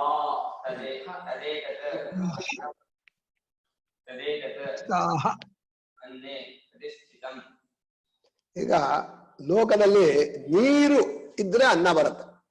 ಯತ್ರ ಕ್ವಚನ ವರ್ಷತಿ ಭೂಯಿಷ್ಠಮನ್ನಂ ಭವತಿ ಯದಾ ತ್ವಮಭಿವರ್ಷಸಿ ಪ್ರಾಣಂತೆ ಪ್ರಜಾಃ ಆನಂದ ರೂಪಾಸ್ತಿಷ್ಠಂತಿ ಕಾಮಾಯಾನ್ನಂ ಭವಿಷ್ಯತಿ ಅಂತ ಹೇಳಿ ಮಳೆ ಬರ್ತಾ ಇದ್ದಾಗ ರೈತರೆಲ್ಲ ಕುಣಿತಾರೆ, ಈ ಸಲ ಒಳ್ಳೆ ಬೆಳೆ ಕಂಡ್ರೆ ಬೇಕಾದಷ್ಟು ಅನ್ನ ಆಗತ್ತೆ ಅಂತ. ಹೀಗೆ ನೀರು ಇದ್ರೆ ಅನ್ನ ಅಂದ್ರೆ ಅನ್ನಕ್ಕೆ ಮೂಲ ಕಾರಣ ಅಪ್ಪು. ಆ ಪೂವ ಕಾರಣವೇ ಕಾರ್ಯರೂಪವಾಗಿ ತೋರತ್ತೆ ಅಂತ ಹೇಳಿ ಅಪ್ಪೇ ಅನ್ನ. ಆ ಅಪ್ಪನ್ನ ತಿನ್ನೋದು ಯಾವುದು ಅಂದ್ರೆ ಜ್ಯೋತಿಸ್ಸು, ತೇಜಸ್ಸಿದೆಯಲ್ಲ ಅದು ನೀರನ್ನು ಹೀರ್ಕೊಳ್ಳೋದ್ರಿಂದ ಅದೇ ಅನ್ನಾದ. ಹೀಗೆ ಅಪ್ಪಿನಲ್ಲಿ ಜ್ಯೋತಿಯು, ಜ್ಯೋತಿಯಲ್ಲಿ ಅಪ್ಪು ಇದೆ ಅಂದ್ರು. ಅಂದ್ರೆ ದೇಹದಲ್ಲಿ ನೀರು ಇರಬೇಕಾದ್ರೆ ಉಷ್ಣ ಇರಬೇಕು, ಉಷ್ಣ ಇರ್ಬೇಕಾದ್ರೆ ಎರಡೂ ಇರಬೇಕು. ಅಪ್ಸು ಜ್ಯೋತಿ ಪ್ರತಿಷ್ಠಿತ, ಒಳಗಡೆ ಡಿಹೈಡ್ರೇಷನ್ ಆದ್ರೆ ಆಯ್ತು, ಕಥೆ ಮುಗೀತು. ಅಥವಾ ಇದು ಆರು ಹೋಗ್ಬಿಟ್ರೆ, ದೇಹವು ಆರು ಹೋಗ್ಬಿಟ್ರೆ ಮುಗೀತು. ಹೀಗೆ ನೀರು ಮತ್ತು ಜ್ಯೋತಿಸ್ಸು ಉಷ್ಣ ಎರಡೂ ದೇಹವನ್ನ ಕಾಪಾಡುವಂತಹದ್ದು. ಅದೆರಡೂ ಅನ್ನ ರೂಪವಾಗಿದೆ, ಅನ್ನವನ್ನ ಹಂಚುತ್ತೆ. ಆದ್ರೆ ನೀರೇ ಅನ್ನ, ಜ್ಯೋತಿಯೇ ಅನ್ನದ, ಅನ್ನವನ್ನ ತಿನ್ನುವಂಥದ್ದು. ಈಗ ಹೊಟ್ಟೆ ಒಳಗೆ ಅನ್ನ ಹೋಗುತ್ತಲ್ಲ, ಆ ನೀರಿನಲ್ಲಿ ಸೇರಿ ಗುರ್ರ ಅಂತ ಜಾಠರಾಗ್ನಿ ರುಬ್ಬಿ ರುಬ್ಬಿ ರುಬ್ಬಿ ಆಮೇಲೆ ಉಷ್ಣ ಅದನ್ನೆಲ್ಲ ಪ್ರಪಂಚಕ್ಕೆ ಹಂಚತ್ತೆ, ದೇಹಕ್ಕೆ ಎಲ್ಲಾ ಕಡೆಗೂ. ಜ್ಯೋತಿಯ ಅನ್ನಾದ. ಅಪ್ಸು ಜ್ಯೋತಿ ಪ್ರತಿಷ್ಠಿತ. ನೀರಿನಲ್ಲಿ ಜ್ಯೋತಿಸ್ಸು ನೆಲೆ ನಿಂತಿದೆ, ಜ್ಯೋತಿಷಿನಲ್ಲಿ ನೀರಿದೆ ಅಷ್ಟೇ. ಎಲ್ಲಿ ನೀರಿದೆಯೋ ಅಲ್ಲಿ ಜ್ಯೋತಿಷಿದೆ, ಎಲ್ಲಿ ಜ್ಯೋತಿಷಿದೆಯೋ ಅಲ್ಲಿ ನೀರಿದೆ.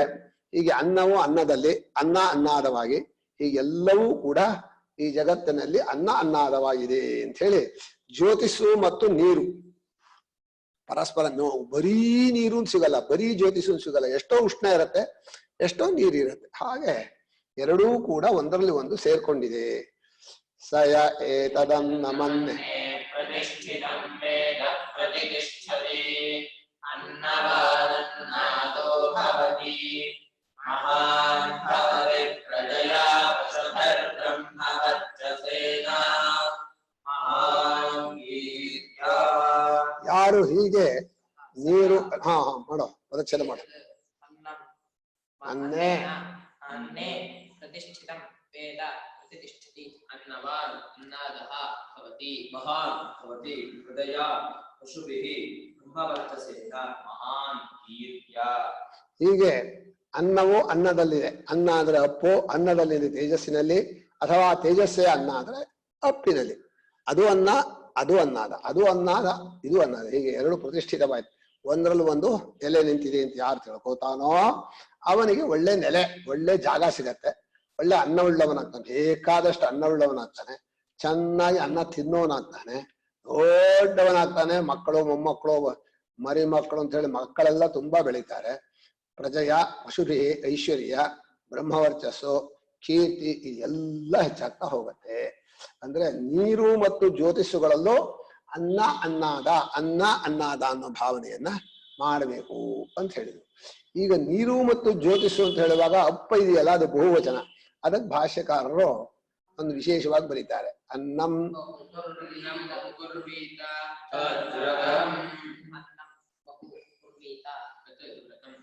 ಅನ್ನವನ್ನ ಬಹಳವಾಗಿ ಸಂಪಾದನೆ ಮಾಡಬೇಕು. ಯಾಕೆಂದ್ರೆ ಸ್ವಲ್ಪ ಅನ್ನ ಇದ್ರೆ ಆಗಲ್ಲ. ಯಾರಾದ್ರೂ ಮನೆಗೆ ಬಂದ್ರೆ ಊಟ ಇಲ್ಲ ಅಂತ ಅಂದ್ಬಿಟ್ರೆ ಫಜೀತಿ ಆಗ್ಬಿಡುತ್ತೆ. ಆದ್ರೆ ಅನ್ನವನ್ನ ತುಂಬಾ ಸಂಪಾದನೆ ಮಾಡು. ಮನುಷ್ಯ ಅನ್ನ ಸಂಪಾದನೆ, ಅನ್ನ ಹಚ್ಚೋದು, ಅನ್ನಕ್ಕೆ ಕ್ಲೀನ್ ಮಾಡೋದು, ಇದೇ ದೊಡ್ಡ ಕೆಲಸ.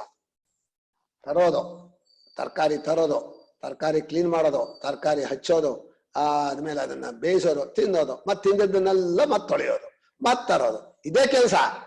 ಮನುಷ್ಯನಿಗೆ ಅನ್ನದಲ್ಲಿ ಕ್ಲೀನ್ ಮಾಡೋದು, ತರೋದು, ಈ ಕೆಲಸನೇ ಜಾಸ್ತಿ. ಆದ್ರಿಂದ ಅನ್ನಂ ಬಹು ಕುರುವೀತ, ಬಹಳವಾಗಿ ಅನ್ನವನ್ನ ಮಾಡಿಟ್ಕೋಬೇಕು. ಅದು ವ್ರತ, ಜೀವನ ಪೂರ್ತಿ ವ್ರತ. ಮುಂದಿನ ಮಂತ್ರದಲ್ಲೂ ಮುಂದಿನ ವಾಕ್ಯದಲ್ಲೂ ಇದೆ. ಯಾಕೆಂದ್ರೆ ಯಾರೇ ಬಂದ್ರು ಜಾಗ ಇಲ್ಲ ಹೋಗ್ಬಿಡಿ ಅಂತ ಹೇಳಬಾರ್ದು ಅನ್ನೋಕ್ಕೋಸ್ಕರವಾಗಿ ಬಹುಕುರ್ವೀತ, ಬಹಳ ಮಾಡಬೇಕು. ಅಪ್ಸು ಜ್ಯೋತಿ ಇತಿ ಅಬ್ಜ್ಯೋತಿಷೋ ಅನ್ನಾನ್ನಾದ ಗುಣತ್ವೇನ ಉಪಾಸಕಸ್ಯ ಅನ್ನಸ್ಯ ಬಹುಕರಣಂ ವ್ರತಂ. ನೀರಿನಲ್ಲೂ ಜ್ಯೋತಿಷ್ನಲ್ಲೂ ಎರಡು ಅನ್ನ ಎರಡು ಅನ್ನಾದ ಅಂತ ಗುಣ ಭಾವನೆ ಮಾಡುವಂತಹ ಉಪಾಸಕ ಅನ್ನವನ್ನ ಬಹಳವಾಗಿ ಇಟ್ಕೋಬೇಕು. ಅನ್ನವನ್ನು ತುಂಬಾ ಸಂಪಾದನೆ ಮಾಡಬೇಕು. ದಿನ ಹೋಗಿ ಯಾರಾದ್ರೂ ಮನೆಗೆ ಒಂದಷ್ಟು ಬೇಳೆ, ಒಂದಷ್ಟು ಅಕ್ಕಿ, ಒಂದಷ್ಟು ತೆಂಗಿನಕಾಯಿ, ಒಂದಷ್ಟು ಬೆಲ್ಲ ಎಲ್ಲ ತರಬೇಕು. ಹೀಗೆ ಬಹುಕರಣ ಅಂದ್ರೇನೋ ಒಂದ್ ಸ್ವಲ್ಪ ಅಲ್ಲ, ಯಾರು ಬಂದ್ರು ಅನ್ನ ಇಲ್ಲ ಅಂತ ಹೇಳ್ಬಾರ್ದು, ಮಾಡಿ ಹಾಕ್ಬೇಕು. ಹೀಗೆ ಈ ಇವನಿದ್ನಲ್ಲ ಜಾನಶ್ರುತಿ ಪೌತ್ರಾಯಣ, ಅವನು ಬಹುದಾಯಿ ಬಹುಪಾಕಿ ಆಸ. ಅವನು ಏನ್ ಅನ್ಕೊಂಡಿದ್ದ ಅಂದ್ರೆ ಇಡೀ ತನ್ನ ರಾಜ್ಯದಲ್ಲಿ ಎಲ್ಲಾ ಪ್ರಜೆಗಳು ನನ್ನ ಅನ್ನವನ್ನೇ ಊಟ ಮಾಡ್ಬೇಕು ಅಂದಿದ್ದ. ಹಾಗೂ ಉಂಟಾ? ಈ ಕರ್ನಾಟಕದ ಎಲ್ಲಾ ಜನರು ನಾನ್ ಕೊಟ್ಟ ಅನ್ನ ನನ್ನ ಅನ್ನವನ್ನೇ ಊಟ ಮಾಡ್ಬೇಕು ಅಂತ ಅನ್ನ ಛತ್ರ ಅಷ್ಟು ಹಾಕ್ರಿ ಅಂತ. ಅಂಥ ಮಹಾ ಅನ್ನದಾನಿ, ಅನ್ನದಾನಿಯಾದ ಅವನಿಗೆ ಎರಡು ಹಂಸಗಳು ಬುದ್ಧಿ ಕಲಿಸ್ಬಿಟ್ಟು, ಏನ್ ಮಹಾ ದೊಡ್ಡವನೋ, ಆ ನಗರ ಕೆಳಗೆ ಕೂತಿರೋ ರೈಕುನಿಗಿಂತ ಬಹಳ ದೊಡ್ಡವನ, ಓಹೋ ಏನ್ ಮಹಾ ಇವನು ಅಂತ ಅಂದ್ಬಿಟ್ಟು ಇವನಿಗೆ ಬೇಜಾರ. ಎಲ್ಲ ಇಷ್ಟೆಲ್ಲ ಅನ್ನದಾನ ಮಾಡಿದ್ರು ನನ್ನನ್ನು ದೊಡ್ಡವನು ಅಂತ ಒಪ್ಕೊಳ್ಳದೆ ಯಾರೋ ನೊಗರ ಕೆಳಗೆ ರೈಕ್ವಾ ಇದ್ದಾನಂತೆ ಅವನು ಬಹಳ ದೊಡ್ಡವನು ಅಂತ ಅಂದ್ಬಿಟ್ಟ ಅಂತ ಹೇಳಿ ಆ ಹಂಸ ಪಕ್ಷಿ ಕೇಳಿದ ಕೂಡಲೇ ಮನಸ್ಸಿಗೆ ಬೇಜಾರಾಗ್ಬಿಡ್ತು. ಯಾರಿಗೆ? ಜ್ಞಾನಶ್ರುತಿ ಪೌತ್ರಾಯಣಿಗೆ. ಅವನು ಕೆಳಗ್ ಬಂದ. ಯಾರೋ ಬಂದು ಹೊಗಳೋಗ್ ಬಂದ್ರು ಆ ಬಂದಿಗಳು. ಏಯ್ ಎಂತ ಹೊಗಳತೀಯ? ನಾನು ರೈಕೋನಾದ್ರೂ ಹೊಗಳ್ಬೇಕು, ನನ್ನನ್ನು ಎಂತ ಹೊಗಳತೀಯ? ಅವನಿಗೆ ಬೇಜಾರಾಗಿದೆ. ನಾನು ರೈಕೋನಲ್ಲ, ರೈಕೋನ ಹಿಡ್ಕೊಂಬರ್ರಿ. ರೈಕೋ ಎಲ್ಲಿರ್ತಾನೆ? ಹೋದ್ರು, ಎಲ್ಲ ಸಿಟಿಲಿ ಹುಡುಕಿದ್ರು, ಸಿಕ್ಲಿಲ್ಲ ಅಂತ ಎಲ್ಲಿ ಹುಡುಕಿದ್ರಿ? ಸಿಟಿಲೆಲ್ಲ ಎಲ್ಲಿ ಬ್ರಾಹ್ಮಣರು ಹಳ್ಳಿಲಿ ಇರೋದು, ಹೋಗ್ರಿ ಹಳ್ಳಿಲಿ ಹುಡುಕ್ರಿ. ಮತ್ ಹೋಗಿ ಯಾವುದೋ ನಗರ ಕೆಳಗೆ ಹೀಗೆ ಸುಮ್ಮನೆ ಕೂತಿದ್ದ, ಅದೆಲ್ಲ ತುರ್ತಾ ಇದ್ದ. ನೀವು ರೈಕ್ ಬರೋದು? ಹೌದು, ಏನಾಗ್ಬೇಕು ಅಂದ ಅವನು. ಓ ರೈಕ್ ಅಂತ ಗೊತ್ತಾಯ್ತಾ? ನಾನು ಓಡ್ ಹೋಗಿ ರಾಜನಿಗೆ ಹೇಳ್ದ ಈ ನಗರ ಕೆಳಗಿದ್ದಾನೆ. ಅವನು ಒಂದಷ್ಟು ಹಣ್ಣು ರಥ ಎಲ್ಲ ತಂದ. ನಿಮ್ಗೆ ವಿದ್ಯೆ ತಿಳಿಸ್ಕೊಡ್ಬೇಕು ಅಂತ ಕೇಳ್ದ. ಶೂದ್ರನ್ ಮಗನೇ, ಹೋಗ, ದುಡ್ಡು ಕೊಟ್ಟು ವಿದ್ಯೆ ಕೇಳ್ತೀಯ, ಹೋಗು ಅಂತ ಹೇಳಿ ಬೈದ್ಬಿಟ್ಟ. ಆಗ ಅವನಿಗೆ ಬೇಜಾರಾಯ್ತು. ಮತ್ ಮನೆಗೆ ಹೋಗಿ ರಾಜಕುಮಾರಿನು ಕರ್ಕೊಂಡ್ಬಂದು ಆ ಊರು ಮುಖ ಅಂದ್ರೆ ಆಧಾರ ಅಲ್ಲ, ಆ ರಾಜಕುಮಾರಿ ಆ ಜಾಗ ಅದೆಲ್ಲಾರು ಅವನಿಗೆ ಕೊಟ್ಟು, ಮಹನೀಯರೇ ನೀವಿರೋ ಜಾಗ, ಈ ನನ್ನ ಮಗಳು ಎಲ್ಲ ನಿಮ್ಗೆ ಕೊಟ್ಟಿದ್ದೀನಿ, ಈಗ ಹೇಳ್ಕೊಡಿ. ಈಗ ಪರವಾಗಿಲ್ಲ, ಮಗಳನ್ನು ಕೊಟ್ಟ ಮೇಲೆ ನೀವು ಮಾವ ಆಗ್ಬಿಟ್ಟೆ, ಸರಿ ಹೇಳ್ಕೊಡ್ತೇನೆ ಅಂತ ಹೇಳಿ ಸಂವರ್ಗ ವಿದ್ಯೆಯನ್ನು ಹೇಳ್ಕೊಟ್ರು. ಒಟ್ಮೇಲೆ ಮದುವೆ ಮಾಡಿಸಿದ್ರು ಉಂಟು. ಆಯ್ತಾ? ಹೀಗೆ ಜ್ಞಾನಶ್ರುತಿ ಅಂತ ಅನ್ನದಾನ ಮಾಡ್ಬೇಕಾದ್ರೆ ತುಂಬಾ ಅನ್ನ ಸಂಪಾದನೆ ಮಾಡ್ಬೇಕು. ಉಪಾಸಕನು ಅನ್ನದ ಬಹುಕರಣ ವ್ರತ. ಪೃಥಿವೀವಾ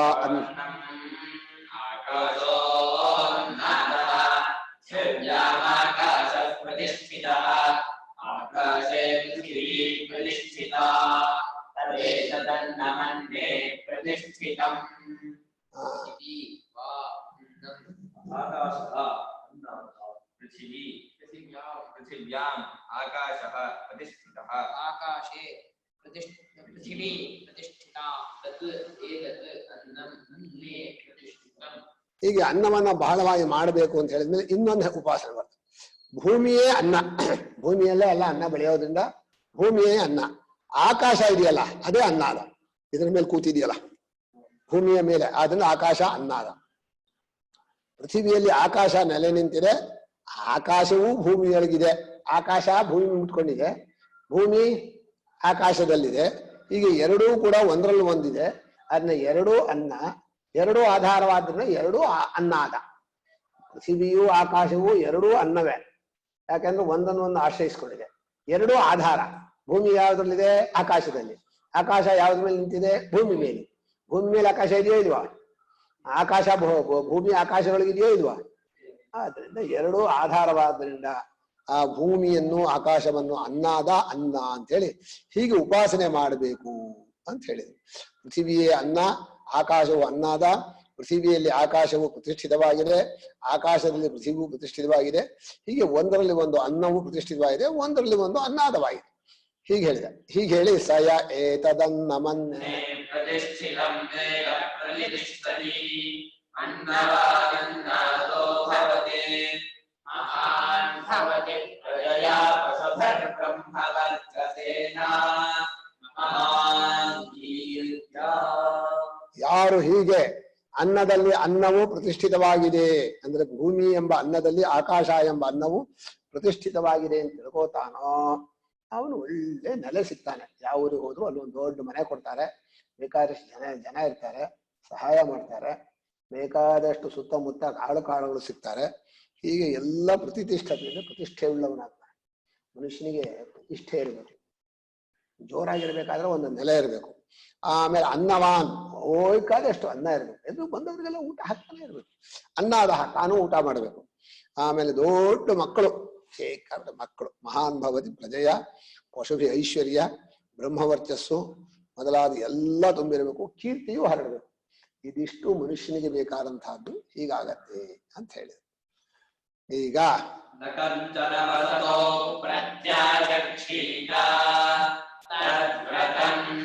ತಸ್ಮಾತ್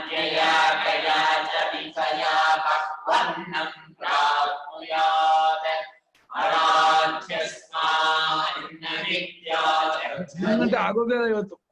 ಆ ಇವತ್ತು 11 ಗಂಟೆ ಆಗೋದೇ ಇಲ್ಲ. ಯಾಕೆ 11 ಗಂಟೆ ಆಗ್ಬೇಕಾ? ಲೇಟ್ ಆಗ್ತಾ ಇದೆ ಅಂತ. ಅಲ್ಲ, ಇವ್ರು ಮಾತ್ರೆ ಕೊಟ್ರಲ್ಲ, ಮಾತ್ರೆ ಒಂದ್ ಸ್ವಲ್ಪ ಬೆವರ್ತಾ ಇದೆ ಅಷ್ಟೇ. ಏನಕ್ಕೆ ಮಾತ್ರೆ ತಗೊಂಡ್ರೆ? ಮಾತ್ರೆ ತಗೊಂಡ್ರು, ಮಾತ್ರೆ ತಗೋಬೇಕು ಅಂದ್ರೆ ನೀವು ಬಿಕಾಂ ತಗೊಂಡೋಗ್ಬಿಟ್ರೆ. ಬಿಕಾಂ ತಗೊಂಡೋಗಿಲ್ಲಪ್ಪ, ಕೊಟ್ಟು ಬಾ, ಅರ್ಧ ಕೊಟ್ಟು ಬಾ ಅಂದ. ಕೇಳೋದೇ ಇಲ್ಲ. ಹಾ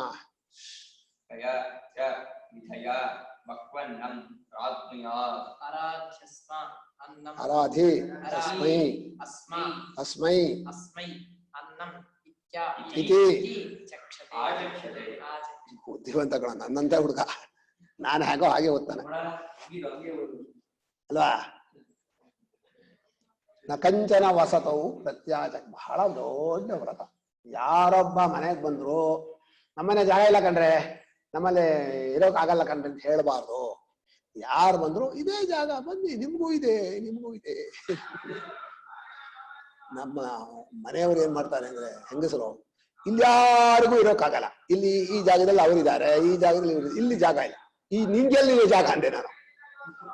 ಯಾರಿಗೂ ಜಾಗ ಇಲ್ಲ ಅಂದ್ರೆ ನಿಂಗಿದೆಯೇನಾ, ನೀನು ಮುಚ್ಚಿ ಅವ್ರಿಗೆ ಹೋಗೋ. ಆಗಲ್ಲ, ಅದಿರೋದೆಲ್ಲ ತಮಗೆ. ಇನ್ ಹೊಸ್ದಾಗಿ ಬಂದವ್ರಿಗೆ ಅಯ್ಯೋ, ಅತಿಥಿಗಳು ಸಾಯ ಬಂದ್ಬಿಟ್ರೆ ಅವರನ್ನು ಓಡಿಸ್ಬಾರ್ದು. ಯಾರೇ ಸಾಯಂಕಾಲ ಬಂದ ಸೂರ್ಯೋಢಂ ಅತಿಥಿಂ ಏನ ಸೂರ್ಯೋಢಂ ಅತಿಥಿಂ ನ ನಿಷ್ಕಾಸಯೇ. ಸೂರ್ಯ ಮುಳುಗಿದ ಮೇಲೆ ಬಂದ ಅತಿಥಿಯನ್ನ ವಾಪಸ್ ಕಳಿಸ್ಬಾರ್ದು. ಕಳಿಸ್ಬಿಟ್ರೆ ಹಾಳಾಗಿ ಹೋಗ್ತಾನೆ. ವೈಶ್ವಾನರ ಪ್ರವಿಶತ್ಯ ಅತಿಥಿ. ಆದ್ರಿಂದ ಹೀಗೆ ಕಂಚನ ವಸತವು, ಯಾರೊಬ್ಬನನ್ನು ವಸತಿಯಲ್ಲಿ ಪ್ರತ್ಯಾಚಕ್ಷೀತ. ಆಗಲ್ಲ ಕಂಡ್ರೆ, ನಿಮ್ಗಿರೋ ಜಾಗ ಇಲ್ಲ ಅಂತ ಹೇಳ್ಬಾರ್ದು. ಇಲ್ಲೇ ಮಾಡ್ಕೊಳೆ, ನೀವ್ ಇಲ್ಲೇ ಮಲ್ಕೊಳೆ, ಇಲ್ಲೇ ನಾನ್ ಮಲ್ಕೋದೆ, ಇಲ್ಲೂ ನೀವು ಮಲ್ಕೊಳ್ಳಿ ಅಂತ ಹೇಳಿ ಪ್ರತಿಯೊಬ್ಬನಿಗೂ ಮನುಷ್ಯ ಭೂಮಿ ಇಡೀ ಪ್ರಪಂಚಕ್ಕೆಲ್ಲ ಸೇರಿರೋದು. ನಮಗೇನ ಏನೋ ನೋಡ್ಕೊಳಕ್ಕೆ ಅಂತ ಒಂದ್ ಜಾಗ ಕೊಟ್ಟಿರ್ತಾರೆ. ನಿಮ್ ಜಾಗ ಇಲ್ಲ, ನಿಮ್ಗೆ ಇಲ್ಲಿಲ್ಲ, ಓಹೋ ಇವ್ರದ್ದೇ ಜಾಗ, ಇವರೇ ಸೃಷ್ಟಿ ಮಾಡ್ಬಿಟ್ರೋದು ಆಕಾಶನ. ಹೀಗೆ ಯಾರೊಬ್ಬರಿಗೂ ವಸತಿಯಲ್ಲಿ ಜಾಗವಿಲ್ಲ ಅಂತ ಹೇಳಬಾರ್ದು.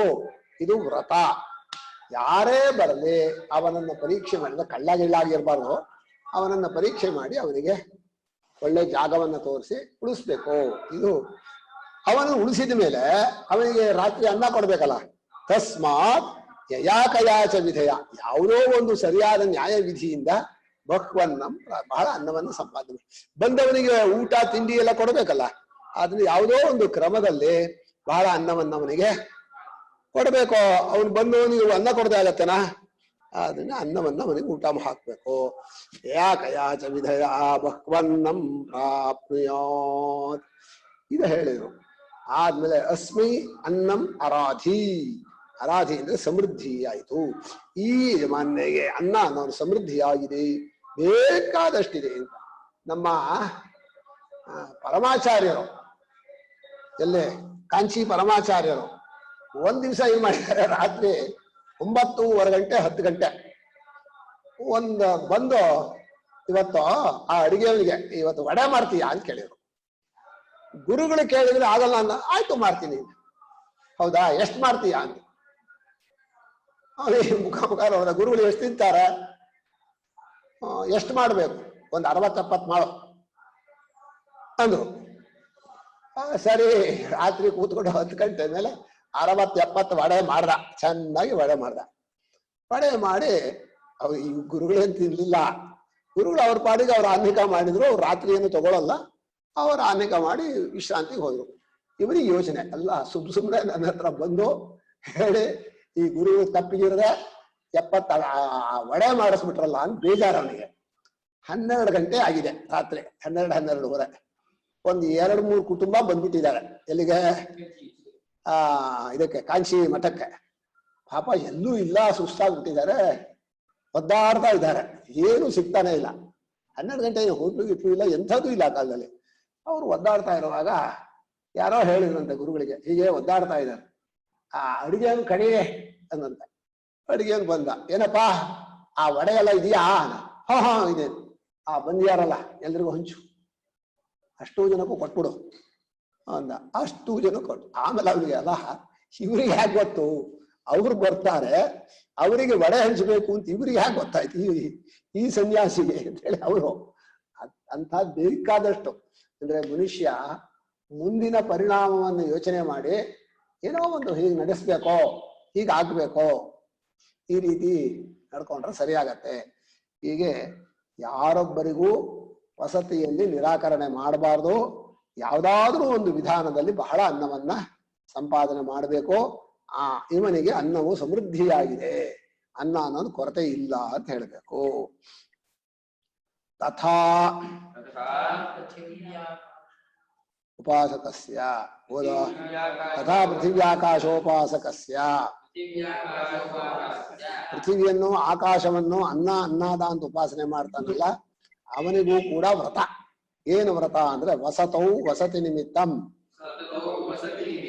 ಕಂಚನ ಕಂಚಿದಪಿ ನ ಪ್ರತ್ಯಾಚಕ್ಷೀತ. ವಸತಿ ನಿಮಿತ್ತವಾಗಿ ಬಂದ ಯಾರೊಬ್ಬನನ್ನೂ ಜಾಗ ಇಲ್ಲ ಅನ್ಸದ. ಅಲ್ಲಿ ಯಾರೊಬ್ಬನನ್ನು ಜಾತಿ ಕುಲನೂ ಹೇಳಿಲ್ಲ ಅವರು. ರಾತ್ರಿ 10 ಗಂಟೆ ಮೇಲೆ ಯಾರು ಬಂದ್ರು, ಕಾರ್ ಡ್ರೈವರ್ ಬಂದ್ರು, ಯಾರು ಬಂದ್ರು ಜಾಗ ಇಲ್ಲ ಅಂತ ಹೇಳೋ ಹಾಗಿಲ್ಲ. ಅವರಿರ್ತಕ್ಕಂಥ ಒಂದು ಜಾಗ ತೋರಿಸ್ಬೇಕು. ಒಂದು ರಗಳೆ ಅಂದ್ರೆ ಅವರಿಗೆ ದೇಹ ಶುದ್ಧಿಗೆ ಮಲಮೂತ್ರ ವಿಸರ್ಜನೆ ಒಂದು ಜಾಗ ಇರಬೇಕು, ಮಲಕ್ಕೊಳಕ್ ಒಂದು ಜಾಗ ಇರಬೇಕು, ರಾತ್ರಿ ಒಂದು ಊಟ ಕೊಡ್ಬೇಕು. ಇಷ್ಟು ಕೊಟ್ರೆ ಆಯ್ತು. ವಸತ್ಯರ್ಥಂ ಆಗತಂ ನ ನಿವಾರಯೇ. ವಸತಿಗೋಸ್ಕರ ಬಂದಂಥ ಯಾವನೊಬ್ಬರನ್ನು ಕೂಡ ತಡೆಯಕೂಡದೋ. ಇದು ಜೀವನ ಪೂರ್ತಿ ವ್ರತ. ವಾಸೇ ಚ ದತ್ತೇ ಹಿ ಅವಶ್ಯಂ ಅಶನಂ ದಾತವ್ಯಂ.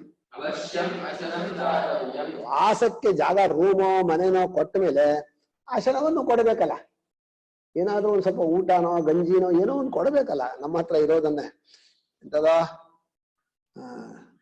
ವಾಕ್ಚತುರ್ಥಿ ಸಂಸ್ಕೃತ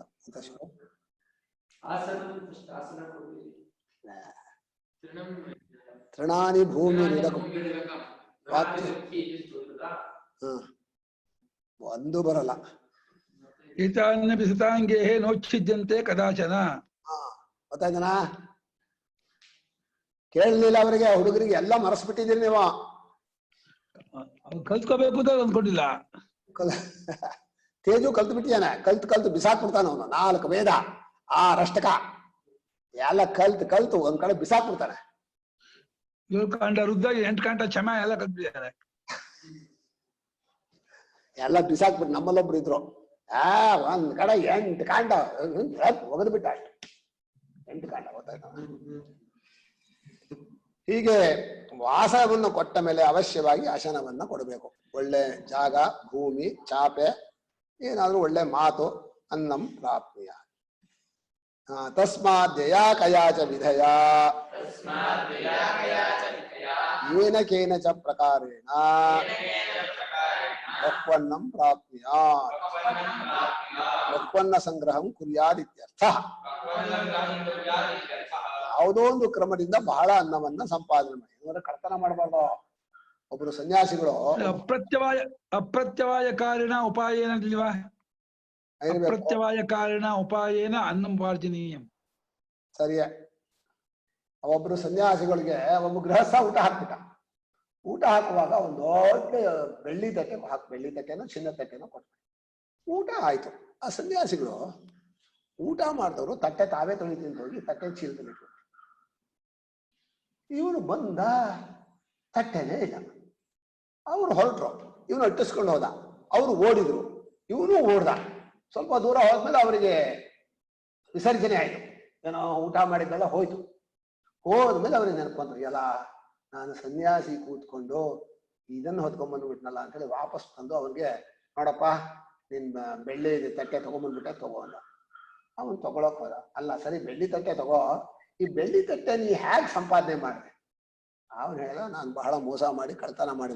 ನೋಡು, ನಿನ್ನ ಅನ್ನ ತಿಂದದ್ದಕ್ಕೆ ನನಗೆ ಕಳ್ತನ ಮಾಡೋ ಬುದ್ಧಿ ಬಂತು ಅಂತ. ಸನ್ಯಾಸಿಗಳಿಗೂ ದುಷ್ಟ ಅನ್ನ, ದುಷ್ಟ ಇದಕ್ಕರಿಂದ ತೊಂದರೆ ಆಗತ್ತೆ ಅಂತ. ಅನ್ನದೋಷೇಣ ನಮಸ್ಕಾರಿ ಅಂತ ಹೇಳ್ತಾರೆ. ಆದ್ರೆ ಬಹಳ ಯಾವುದೋ ಒಂದು ವಿಧಾನ ಅಂದ್ರೆ ನ್ಯಾಯ ವಿಧಾನ ಅಂತ ಅರ್ಥ. ಯಾವುದೋ ಒಂದು ಪ್ರಕಾರ ಅನ್ನೋ ಶಬ್ದಕ್ಕೆ ಸುಳ್ಳು ಹೇಳೋದು, ಮೋಸ ಮಾಡೋದು, ಕಳ್ತನ ಮಾಡೋದು ಇದೆಲ್ಲ ಅಲ್ಲ. ಒಳ್ಳೆ ರೀತಿಯ ಅನ್ನವನ್ನು ಸಂಪಾದನೆ ಮಾಡಬೇಕು. ಬಹ್ವನ್ನ ಸಂಗ್ರಹಂ ಕುರ್ಯಾದ್ ಇತ್ಯರ್ಥ. ಬಹಳ ಅನ್ನ ಸಂಗ್ರಹವನ್ನ ಮಾಡಬೇಕು ಅಂತ ಅರ್ಥ. ಈ ಧರ್ಮರಾಜನ ಮನೆಗೆ ದೂರ್ವಾಸರು ಬರ್ಬೇಕಾಗಿತ್ತು. ಅದೇ ಯಾರು ದುರ್ಯೋಧನ ಊಟ ಹಾಕ್ಬಿಟ್ನಲ್ಲ ಅಷ್ಟು ಜನ ಶಿಷ್ಯರಿಗೂ ಚೆನ್ನಾಗಿ ಊಟ ಹಾಕ್ಬಿಟ್ಟ. ಕೊನೆಗೆ ವರ ಕೇಳಿದ್ದಕ್ಕೆ ನಮ್ಮ ಅಣ್ಣ ಇದ್ದಾನೆ ಕಾಡಲ್ಲಿ, ಅವನ ಹತ್ರನು ದ್ರೌಪದಿ ಊಟ ಆದ್ಮೇಲೆ ಊಟ ಕೇಳ್ರಿ ಅಂತ. ಇವರು ಆಯ್ತು ಒಂದು ಮರು ದಿವಸ ಬೆಳಗ್ಗೆ 8 ಗಂಟೆಗೆ ಹೊರಟಿದ್ದಾರೆ. ಊಟ ಇಲ್ಲ ತಿಂಡಿ ಇಲ್ಲ, ನಡ್ಕೊಂಡು ಎಲ್ರು ಹೊರಟ್ರು. ನಡ್ಕೊಂಡು ಹೊರಟ್ರೆ ಮಧ್ಯಾಹ್ನ 3 ಗಂಟೆ ಆದ್ರೂ ತಲುಪಿಲ್ಲ. ಇವರೆಲ್ಲ ಅಯ್ಯೋಯ್ಯೋ ಅಂತಾರೆ, ಏಯ್ ಸುಮ್ಮನೆ ಆ ದುಷ್ಟಾನ್ನ ತಿಂತಿದೀಯಾ, ಚೆನ್ನಾಗಿ ಹಜವಾಗ್ಲಿ, ಅಲ್ಲಿ ಹೋಗಿ ತಿಂದು ಬಂದ್ಬಿಟ್ಟಿಲ್ಲ ರುಚಿ ರುಚಿ ಅಂತ. ಇದು ಪ್ರಾಯಶ್ಚಿತ್ತ, ನಡಿ ನಡಿ ನಡಿ ಅಂತ ಹೇಳಿ ಚೆನ್ನಾಗಿ ಪ್ರಾಯಶ್ಚಿತ್ತ ಮಾಡಿಸಿ, ಆಮೇಲೆ ಮರ ಹತ್ತಿ, ಆಮೇಲೆ ಹೊಳೆ ಕರ್ಕೊಂಡು ಹೋಗಿ ಹೊಳೆಯಲ್ಲಿ ಮುಳುಗಿಸಿ, ಅಲ್ಲಿ ಪ್ರಾಣಾಯಾಮ ಎಲ್ಲ ಮಾಡಿಸಿ, ಈಗ ಪ್ರಾಯಶ್ಚಿತ್ತ ಆಯ್ತು ನಿಮ್ಗೆ, ಏನೇನೋ ಚೆನ್ನಾಗಿದೆ ಅಂತ ಹೇಳಿ ಯಾವುದೋ ದುಷ್ಟಾನ ತಿಂದ್ಬಿಟ್ರಿ ಅಂತ ಹೇಳಿ ಆ ದ್ರೌಪದಿ ಅಕ್ಷಯ ಪಾತ್ರ ಕಥೆ ಇಲ್ವನ ಅಲ್ಲಿ ಬರುತ್ತೆ. ಹೀಗೆ ಮನುಷ್ಯ ದುಷ್ಟಾನ್ನವನ್ನ ತಗೋಬಾರ್ದು, ಏನೋ ಒಂದು ಒಳ್ಳೆ ದಾರಿಯಲ್ಲಿ ಬಹಳ ಅನ್ನವನ್ನ ಸಂಗ್ರಹ ಮಾಡಬೇಕು. ಯಸ್ಮಾದ್ ಅನ್ನವಂತೋ ವಿದ್ವಾಂಸಃ ಅಭ್ಯಾಗತಾಯ ಅನ್ನಾರ್ಥಿನೇ ಅರಾಧಿ ಸಂಸಿದ್ಧಂ ಅಸ್ಮೈ ಅನ್ನಂ ಇತಿ ಆಚಕ್ಷತೆ. ತುಂಬಾ ಅನ್ನ ಇರುವಂತಹ ವಿದ್ವಾಂಸರು ಬಂದಂತ ಅಭ್ಯಾಗತನಿಗೆ ಅವನು ಅನ್ನ ಕೊಡ್ಬೇಕು ಅಂತ ಗೊತ್ತಾದ ಕೂಡಲೇ, ಅನ್ನಾರ್ಥಿ ಆದ್ಮೇಲೆ ಬೇಕಾದಷ್ಟಿದೆ ಏನ್ ಕೊಡ್ಲಿ ಹೇಳಿ, ಮನೆ ತುಂಬಾ ಚಕ್ಲಿ ಕೊಡ್ಬೇಡ ಇದೆ, ಮನೆ ತುಂಬಾ ಲಾಡು ಉಂಡೆ ಇದ್ರ ಉಂಡೆಗಳಿವೆ, ಏನ್ ಹೇಳಿ ಎಲ್ಲ ಇದೆ ಅಂತ ಹೇಳಿ ಅನ್ನಾರ್ಥಿನೇ ಆಗತಾಯ. ನಮ್ಮೂರಲ್ಲಿ ಹಾಗೆ, ನಮ್ಮೂರಲ್ಲಿ ರಾತ್ರಿ ಹೋಗ್ಬಿಟ್ರೆ ಯಾರೋ ಮನೆಗೆ, ಅದು ಈ ಗೋಕುಲಾಷ್ಟಮಿ ಈ ಗಣಪತಿ ಹಬ್ಬ ಕಳೆಯಿತು ಅಂದ ಕೂಡಲೇ ಬೇಕಾದಷ್ಟು ಚಕ್ಲಿ, ಬೇಕಾದಷ್ಟು ಉಂಡೆಗಳು ಎಲ್ಲ ತಿನ್ನೋದು, ರಾತ್ರಿ ಎಲ್ಲ ಹರಟೆ ಹೊಡೆಯೋದು, ತಿನ್ನೋದು. ಈಗೇನು ಶಕ್ತಿ ಇಲ್ಲ, ಏನ್ ಮಾಡ್ತೀಯ?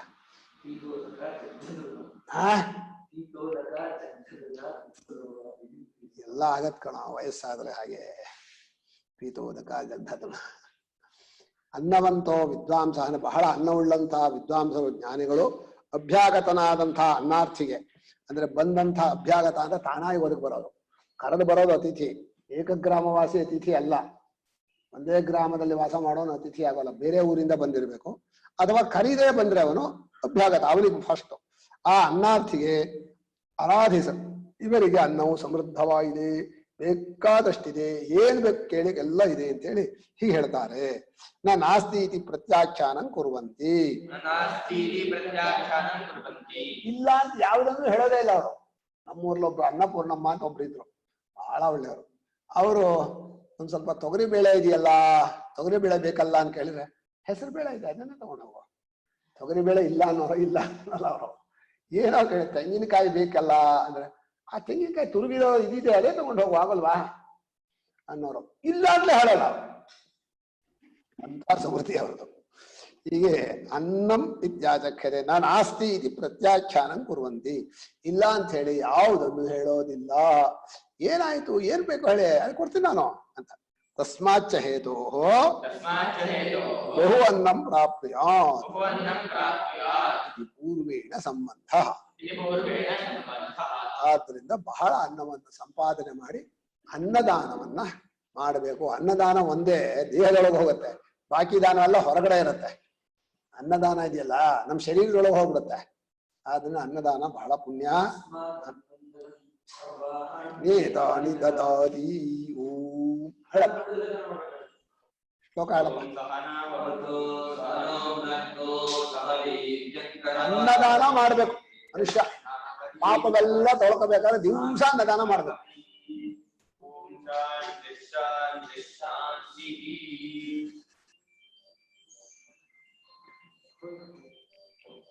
ನನ್ಗೋನು ತಗೊಂಬರ